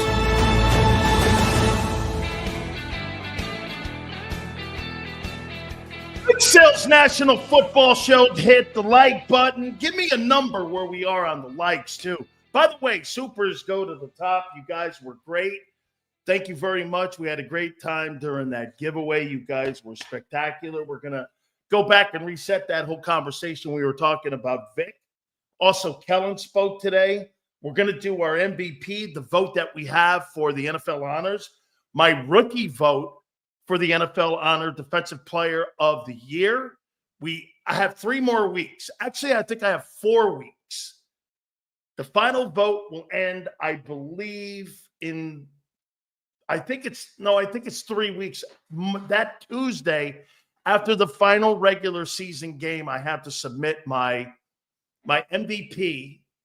NFL alumni gives me a vote, and that honors award show that you see, we're part of that. There's a whole bunch of us. I think there's like 360 people that vote on all those, and we vote on the MVPs and all this and that. There's some media people, former players get a chance to vote. If you're an NFL alumni guy, I think you get to vote on that if you're a member, and so we vote. I have that bad puppy somewhere in here, and it's pretty cool, by the way. So, by the way, we're going to take a look also at because I mentioned that I misspoke about the playoff seeding now, because Tampa Bay and Philadelphia would be division winners, so they wouldn't see each other in the opening round. That's not how that would work. It would go this route. Here's the NFC playoffs. It would be Detroit, as of right now, number 1. Philadelphia, number 2. Number 3 are the Bucks. They're the leaders in the NFC South. The Rams are the leaders in the NFC West. So those are your 4 division leaders. And then your 3 wild cards are Minnesota. Get this, right now, your number 5 hole is a 12-2 football team. And in my opinion, in the NFC this year, there's going to be a team in the 5 hole that's going to have maybe 13 or 14 wins this year. Either Detroit, Minnesota, or Philadelphia is going to have a shot at being down in that. No, because Philly will win their division, so they will never be in that 5 hole. So it's either going to be Detroit or Minnesota. That could be a 13 or 14 win football team that's going to be in that 5 hole, which is insane.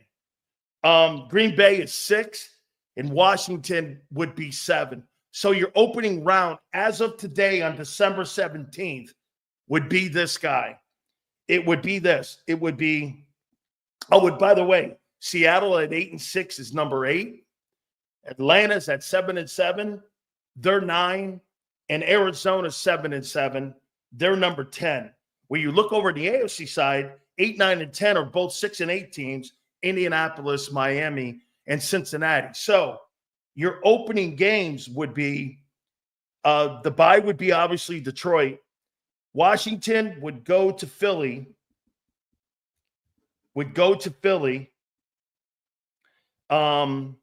Green Bay.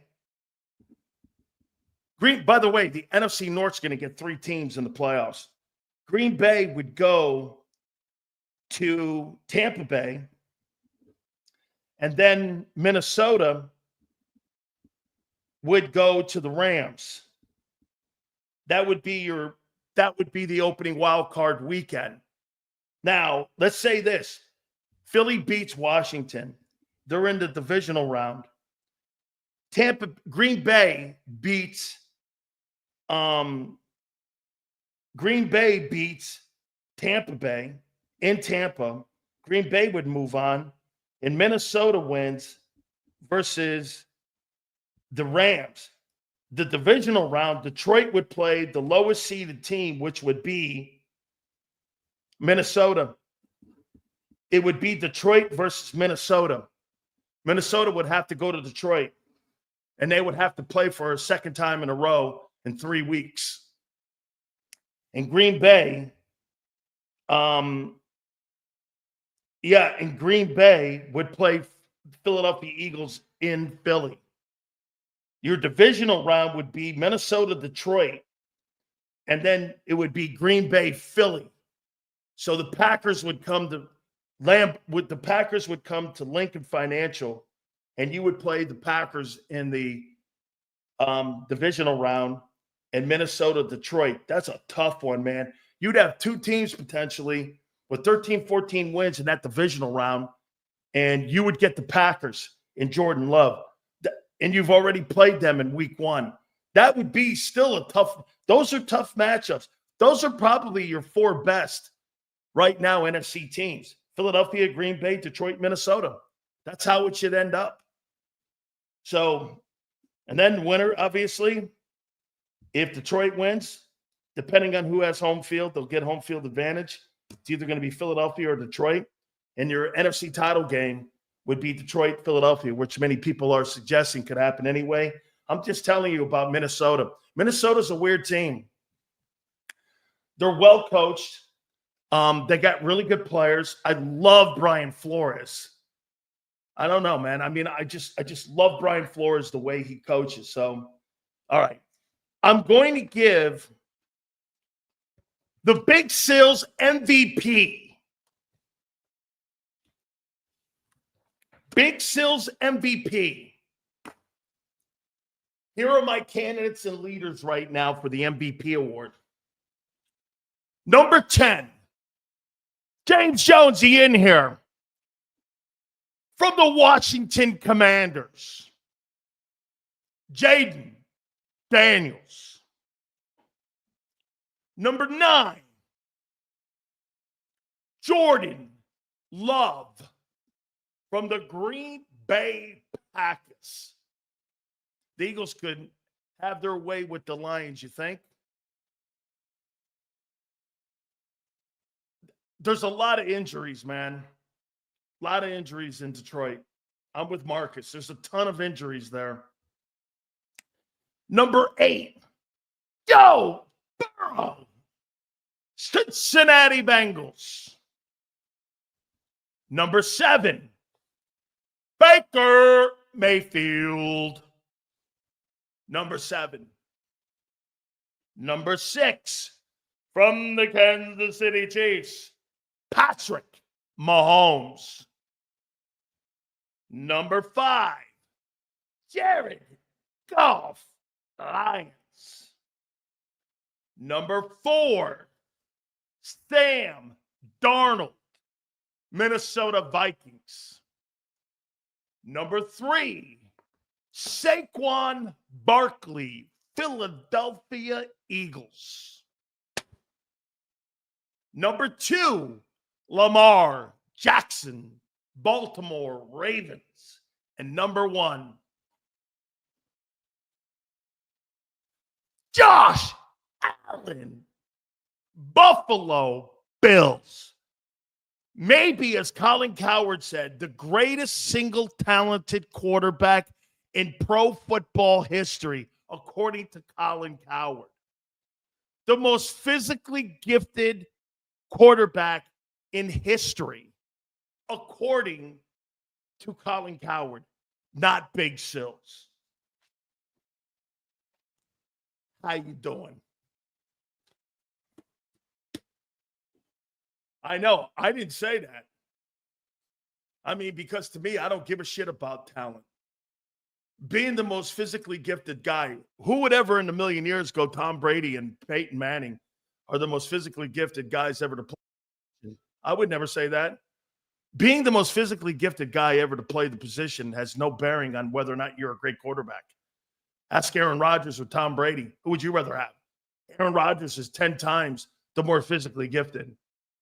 Tom Brady's just a better quarterback. Okay? I mean, who would not say this? Cam Newton and Michael Vick could arguably be the most physically gifted players to ever play the position. Would you ever put those two guys in the top 5 greatest quarterbacks ever to play? No. I mean, no. And Cam Newton and Michael Vick are some of the greatest athletes you'll ever see in your life. Greetings from our good friends in Hawaii. Absolutely, man. I mean, so we got, when Coward goes, hey, he's the most physically gifted quarterback in pro football history. So what? That's no bearing in the conversation on how great a player he is. That's nothing to do. Can you win a championship? Can you move? I mean, right? Can you win the games that matter? I'll just tell you this, though. 10 touchdowns in 2 weeks, and you're the only guy on that offense is pretty insane. There is no Saquon Barkley. Hey, that kid Bush is a good ball player, but their wide receivers are nobodies. And Josh Allen is carrying that football team, and that's why if he doesn't play A-plus football, the Bills don't win because they're not that super talented on defense. And I'll make this point to you. You got to remember something. Let me tell you the difference between the Buffalo Bills and the Dallas Cowboys. Here's the difference between those two. The Bills had to cut $65 million in salary cap off their football team. $65 million off their cap. And that football team beat the Chiefs this year, and they got an MVP on the team. And they're the number 2 seed right now in the AFC. So they lost all those players. Okay, lost all those players, and they're still winning. Why? With the quarterback. Okay, the quarterback. That's when you know you have a generational talent playing the QB position. You got a dude in Philly.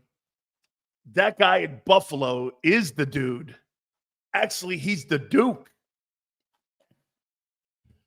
He's the Duke. How you doing? Woo! Here, look at this guy. Imagine if we had Allen. Holy fuck, back-to-back Super Bowl wins. If you had Josh Allen on your roster, the Eagles would have a dynasty. You'd have a dynasty instead of almost.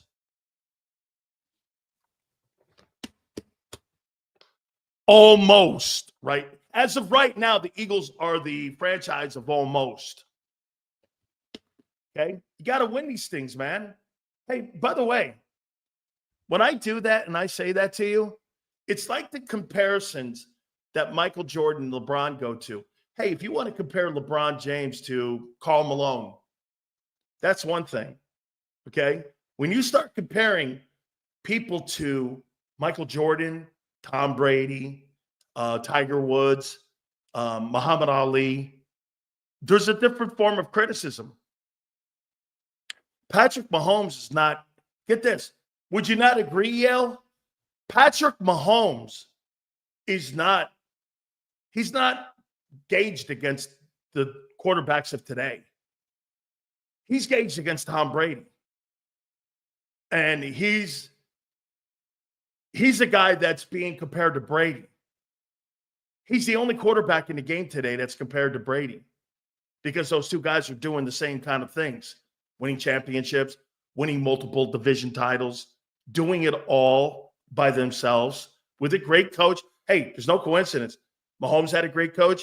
Belichick and Brady had a great dynamic. Okay? I know. Look at this guy, Steve. I know for the last 6 years, the Chiefs have been getting the calls. I know. Every time you hear some stupid, shitty take like that, Chiefs get the calls. I know for the last 6 years, they've gotten the calls, right? You mean when Brady beat him in Arrowhead at the AFC Championship game? He got the calls. I know. Those lucky bastards, they get all the calls. And that's why they got all the Super Bowls. Is that right? Hey, I would agree with you if it happened once. But how about when it happened 6 times? How you doing? Right? Oh, man. Sills, MVP Josh Allen, Offensive Player of the Year Barkley.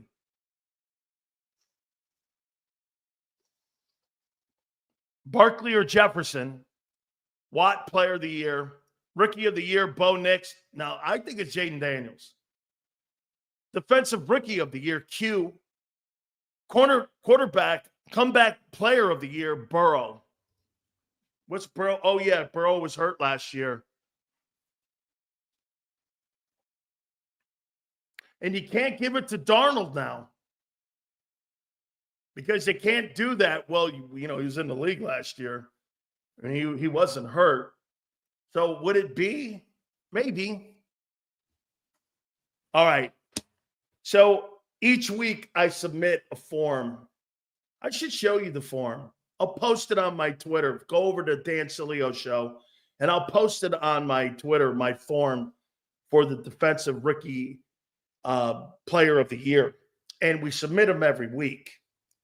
Here are my top 10 guys. You put 10 guys on the list. Kalen Bullock, number 10. Kamari Lassiter, number 9. Byron Murphy, Seattle, number 8. Kid from Texas. Cooper DeJean, number 7. Teron Arnold, Detroit, number 6. Braden Fisk, Rams, number 5. Latu, number 4. Number 3, Chop Robinson, Miami Dolphins.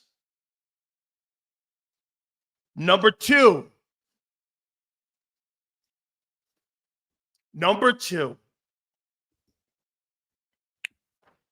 Who do you believe is number 2, Defensive Rookie of the Year?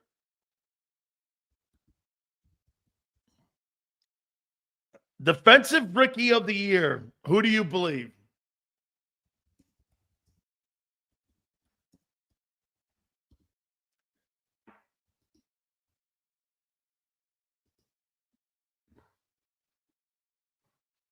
I got Verse.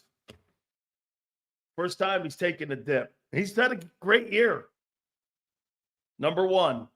Here's the problem that I have with Quinyon Mitchell. He doesn't have any picks. I mean, he doesn't have any picks.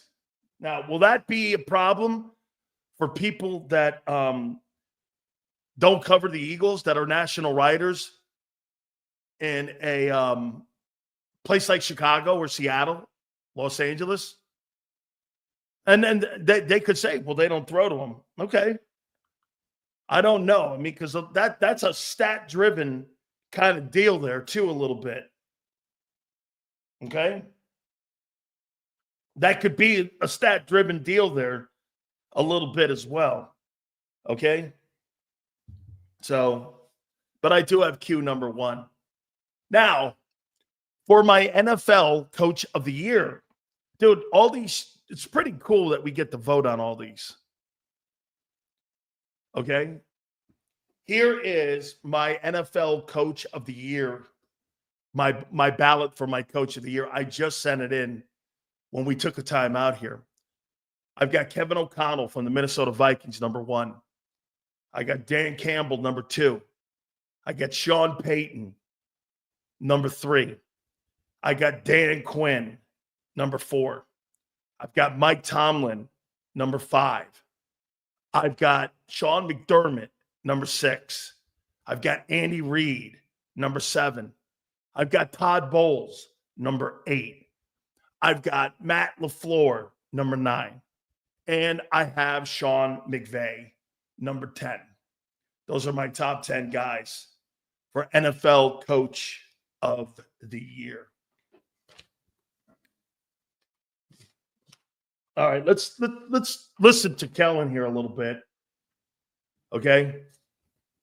Yeah, that guy in Minnesota has done an exceptional job. I mean, he's got a backup quarterback. They drafted a quarterback. I know Cosmo. I got Nick and Jim at 11 and 12, somewhere in there. Okay? I do. So, Sills is jealous of Hertz's good looks like ESPN commentators.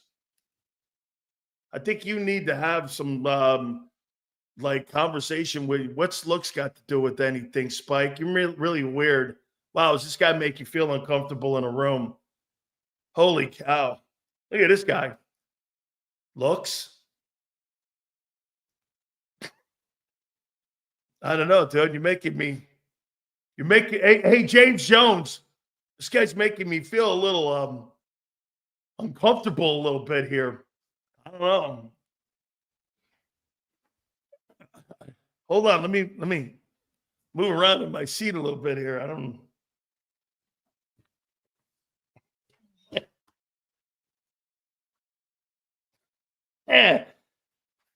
Wow, I got like a hot flash.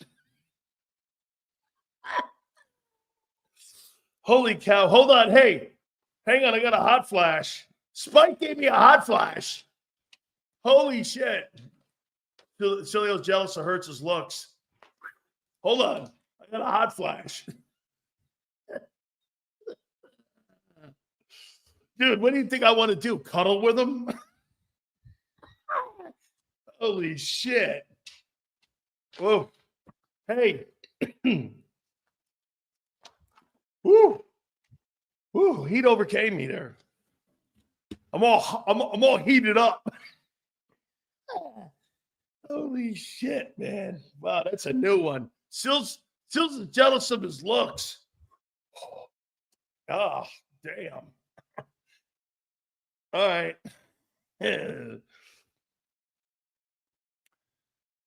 Sills, what do you think about the kid Braden Fisk not ranked? I had him ranked. I ranked him. I think you had him 5th or I had him 5th. I got him. Okay. I no comment. Oh, now, if that's a platinum necklace, yes, I'm jealous of that. But to Spike, got a hot flash. Holy cow! Sills jealous over his looks. All right, yeah, I guess I don't know. That's the first time I've ever. Hey, Sills, are you jealous over Brad Pitt's looks? Not really, man. Maybe his bank account, but I'm not a jealous type of guy, actually, because you know why? Hey, I like being Big Sills. He's a mean one, Mr. Sills. Yeah. Hey, dude, I've never wished I was anybody else but Big Sills. Okay? Oh, yeah, that's Achilles, Sills. Ooh, Cosmo. Yeah, I don't know, man. I don't know. Yeah, no comment. I don't know. I saw him in that movie. I actually like Brad Pitt in that movie. Okay? I actually like him in that one. Okay? There are some jealous guys in our town, new edition. Yeah, dude, I've never, ever been jealous like that at all. I'm like, that guy's got this and that. I've never been that guy. I don't really care. Dude, you could put me in you could put me in a tree hut with a cot. And if I had 3 squares and I was doing what I liked, I don't really pretty much care. I mean, I've never been that guy. Okay, I'm not. I've never been that. I liked him in 7. Dude, this is turning out to be one of my favorite Brad Pitt movies. Yeah, man. I like when they carved that thing in the head and all that. Yeah, I dig it, man. I really like that movie. My daughter and I like that movie. We watched that movie. I like that thing. Yeah, that's one of my favorite movies. All right, let me get to Kellen Moore and what Kellen addressed the media. By the way, do me a favor, guys. Please hit the like button. Give me a total on the likes right now. I'd appreciate it. So last week, no names mentioned, there were certain media people, not me, who didn't like Kellen Moore as an offensive coordinator. Jaylen said something at the press conference. Is that what y'all wanted to see? Let's see if we can get to 300, guys. If I was Kellen Moore, I would have got to the press conference today and went like this. Is that what y'all wanted to see?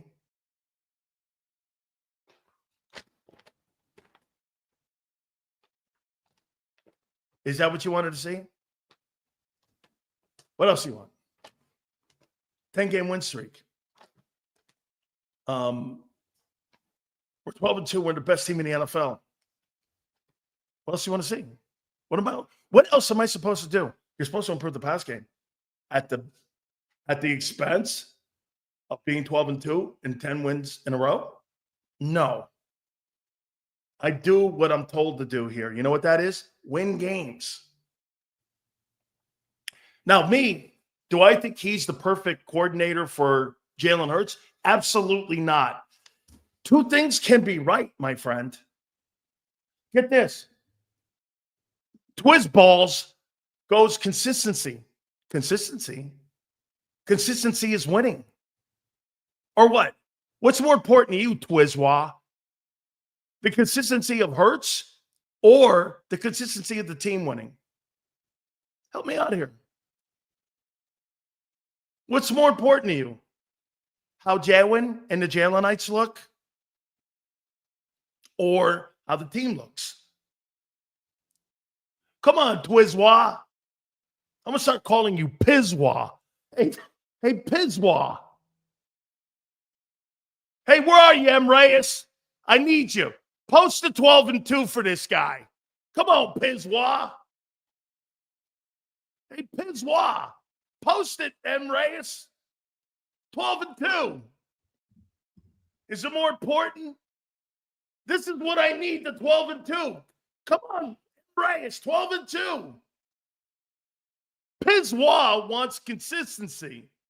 Well, at the expense of winning? This is what I said last week. And everyone, including Xander, and all of them were going, this guy has not done it. He's been horrible with this. No. The quarterback has been average all year. Why do you think it worked against Pittsburgh? Well, Pittsburgh did a great job at stopping the run, something that the players wanted.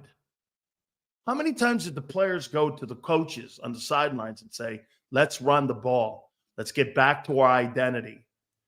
Okay? Jalen Hurts saying, this is what I'm told. Well, Pittsburgh stopped Barkley. What did he do?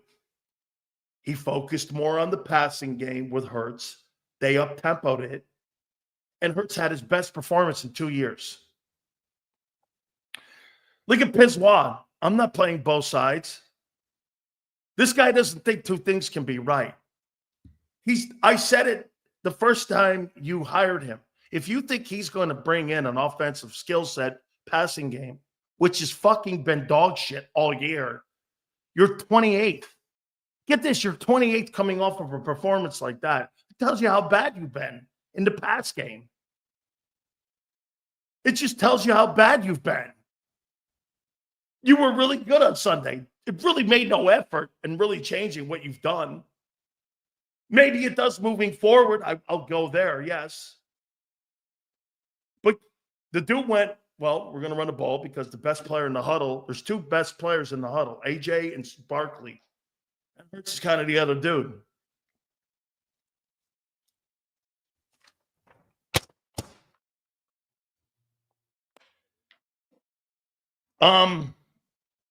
He said Hertz did a really nice job with his progressions on Sunday. Yeah, when they up-tempoed it, he did. Brady was so great in that game on pointing out every single thing that Hertz did wrong and right. Talked about him holding on to the ball, taking the sacks. He talked about him. Let it go, man. Rip it in there. When they up-tempoed it, he was. Even Bernhardt goes, is that what you want to see? He goes, yes. Hey, Yale, it was one of the greatest quarterback classes I have ever heard a broadcaster talk about, with how Brady talked about what it talked about Hertz. He was fabulous. He goes, he's holding on to the ball too long. That's why he's taking sacks. He's just holding on to the ball too long. He's got to get that ball out of there. Pittsburgh started to get a little rhythm going in the pass rush. What did he do? Kellen Moore. He up-tempoed it. Stopped that pass rush by getting the ball out of his hands quicker. He forced him by going up-tempo instead of having Hertz sit in the pocket. I'll give Jaylen massive credit for this. I don't know how that strip sack by T.J. Watt, I don't know how he didn't drop the ball, because he even hit it and he held on to it. Good for him, man. He protected the football there. Number one job a quarterback has. And by the way, they had 2 turnovers, and they were still blowing out Pittsburgh. Kingsbury was okay. Kingsbury was the right hire for Jaylen. If you could improve the Washington Commanders, what do you think he would have done with that talent in Philly? You think there's near the talent in Washington? They've won 9 ball games with Terry McLaurin and the Kid Robinson, who's good, in a makeshift all line. That's not a hey James Jones, right? They don't have a lot of talent in Washington. They got one dude, Terry McLaurin and Jaden Daniels. Can you imagine Cliff Kingsbury with that talent? Okay. This guy goes some talent. Some talent is not near the talent that the Philadelphia Eagles have in their huddle. They have the best O-line in football. They have the best duos potentially of wide receivers in the league. And they got Barkley's going to get $2,000. And you're telling me they have somewhat talent. Okay, fair enough. But not near the talent that you have on offense in Washington that Hertz has. What do you think Kingsbury would have done with that talent in Hertz? I think it would have been 10 times better and more balanced, because Kingsbury has dealt with dual threat quarterbacks. He's coached the Caleb Williams. He's coached the Kyler Murrays. He's coached the Patrick Mahomeses. That's the quarterbacks that he coaches. Okay? Yeah. And Pizwa pissing in snow, making snowmen. I would love to move Sirianni to the front office and hire Ben Johnson as head coach. Here would be my problem with that, Chris. See what he says here? Chris, let me ask you this. Do you think Jared Goff in any way resembles anything Jalen Hurts does as a quarterback with a skill set? Do you think he does anything remotely close in how he wins ball games, Jared Goff, to how Hurts wins ball games? Wouldn't you have a problem with a guy who's coached a drop back guy, and all of a sudden you're going to ask him to coach a dual threat guy? Those quarterbacks are completely different. And you're under the assumption, okay, you're under the assumption that he can change that and coach Jalen Hurts. I don't believe that that's the case. I think every kid, look at Vic, for instance. Vic didn't fit in Miami. Okay? Vic didn't fit in Miami. Well, he fits in Philly. Well, wait a minute. Vic wanted to run the same type of system in Miami. Well, it didn't work in Miami. It's working here. Doesn't that play out for offensive coordinators too? Dude, an offensive coordinator is who he is too. His stripes don't change either. That's a misconception that you could take an offensive coordinator and he's going to take a guy like Jalen Hurts and turn him into a passing quarterback. It's so fucking – it didn't happen this year. John McMullen and everyone says that that's not the case, that that's cover, that he wanted to change out Stoutland. I had heard that, but to me, from what I understand from Doug Williams, who's been on this program, is a senior executive with the Washington Redskins. Cliff wanted to hire all types of new offensive coaches and bring his own people in, and the Eagles didn't want to do it. It's funny, they gave Vic Fangio complete autonomy on that side of the ball, but they didn't give Kellen more. Kellen has to work with Nick to get the job. Cliff didn't want to work with Nick. That's my assessment. He didn't want to work with Nick. He wanted his own shop.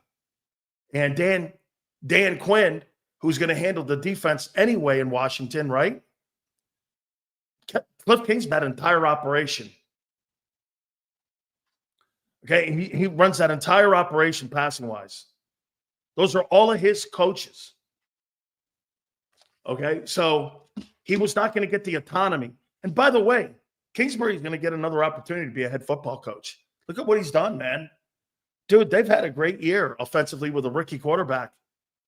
You know what in my opinion, don't be shocked if that guy's a new head football coach of Chicago Bears.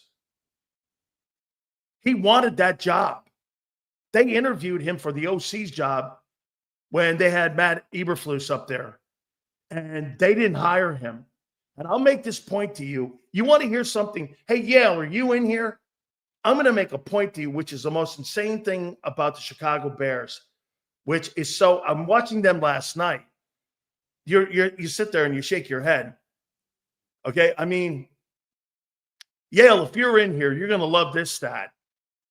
You know, you watch Caleb Williams, you've seen some good, you've seen some bad this year. Do I think Caleb Williams is a good player? I think so. Do I think that guy is a guy who's going to be a revolutionary guy? How about this one, James? Somebody add this up for me because you know Big Sills Miami Hurricane math. Okay? You want to hear something psychotic? The Chicago Bears haven't had an all-pro quarterback. Okay? In 74 years since Johnny Lujak. In 74 years, they haven't had an all-pro quarterback. Why is that? Because the Bears don't know what they're doing offensively when it comes to quarterbacks. They haven't had an all-pro starting quarterback in the NFL in 74 years. This guy, Johnny Lujak, won the Heisman Trophy back in the day at Notre Dame. This guy was like a triple option guy. I mean, Johnny Lujak, 74 years. Pro Bowl was Luckman. Starter in the Pro Bowl. Okay? Chicago needs to hire some offensive-minded guys if they want to help Caleb Williams out. I mean, you hire Kingsbury to be the head football coach, in my opinion. Okay? That's where the Bears need to go. Hire Cliff Kingsbury. I mean, he's done a great job. And by the way, he'll probably take Brian Johnson with him. Brian Johnson, well, get this, in my opinion, Brian Johnson's going to be the offensive coordinator in Chicago next year.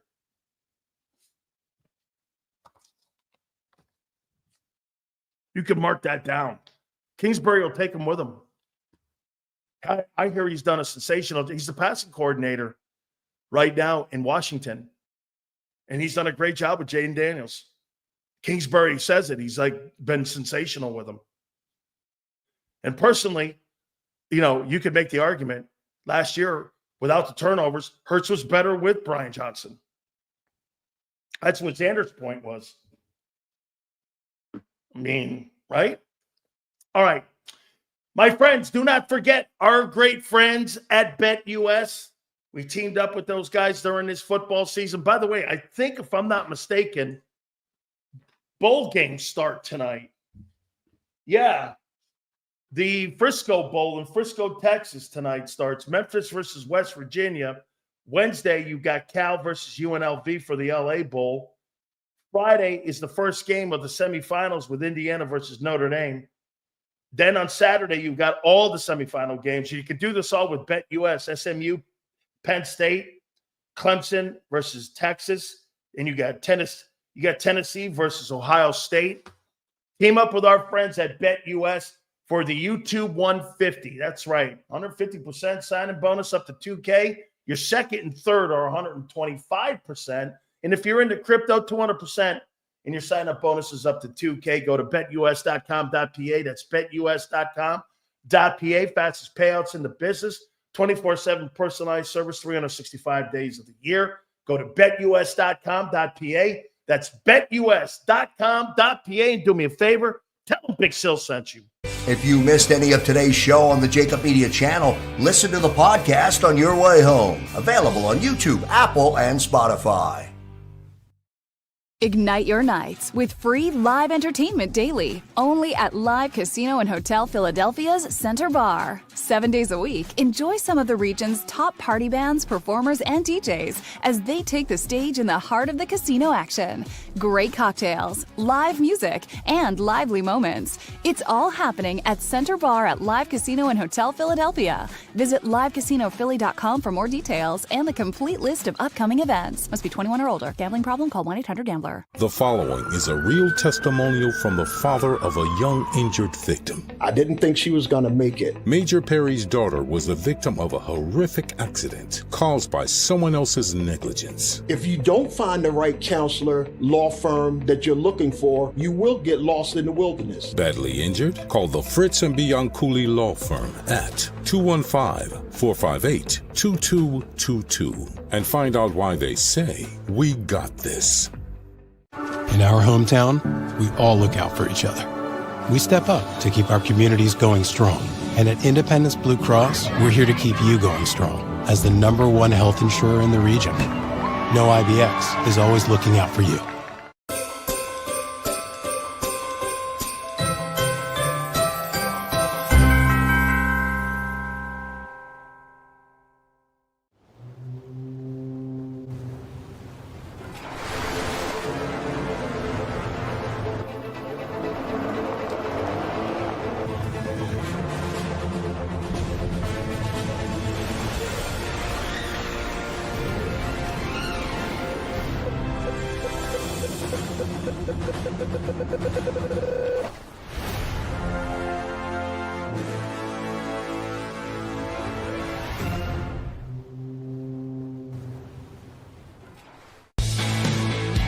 We noticed that there was mold creeping into our basement about a year and a half ago, and wanted to make sure that we were getting rid of the problem permanently. We actually reached out to several different contractors to get it resolved, and actually 2 of them recommended DryTech to us as a long-term solution. Other than the noise factor, we wouldn't even know that there was work being done on the basement level. It's really been a clean process for us. Score and save this football season on your car insurance. Before the next game, save up to 40% on your auto insurance policy. That's right, 40% savings. Call an audible this season and contact the Del Val Insurance Group. They're an advocate for you, not an insurance company. That means they'll get you the right coverage and save you up to 40%. Call managing partners Fran or Jim of Del Val Insurance, 215-354-0122, or score and save at dvigi.com. dvigi.com. EAGLES, Eagles.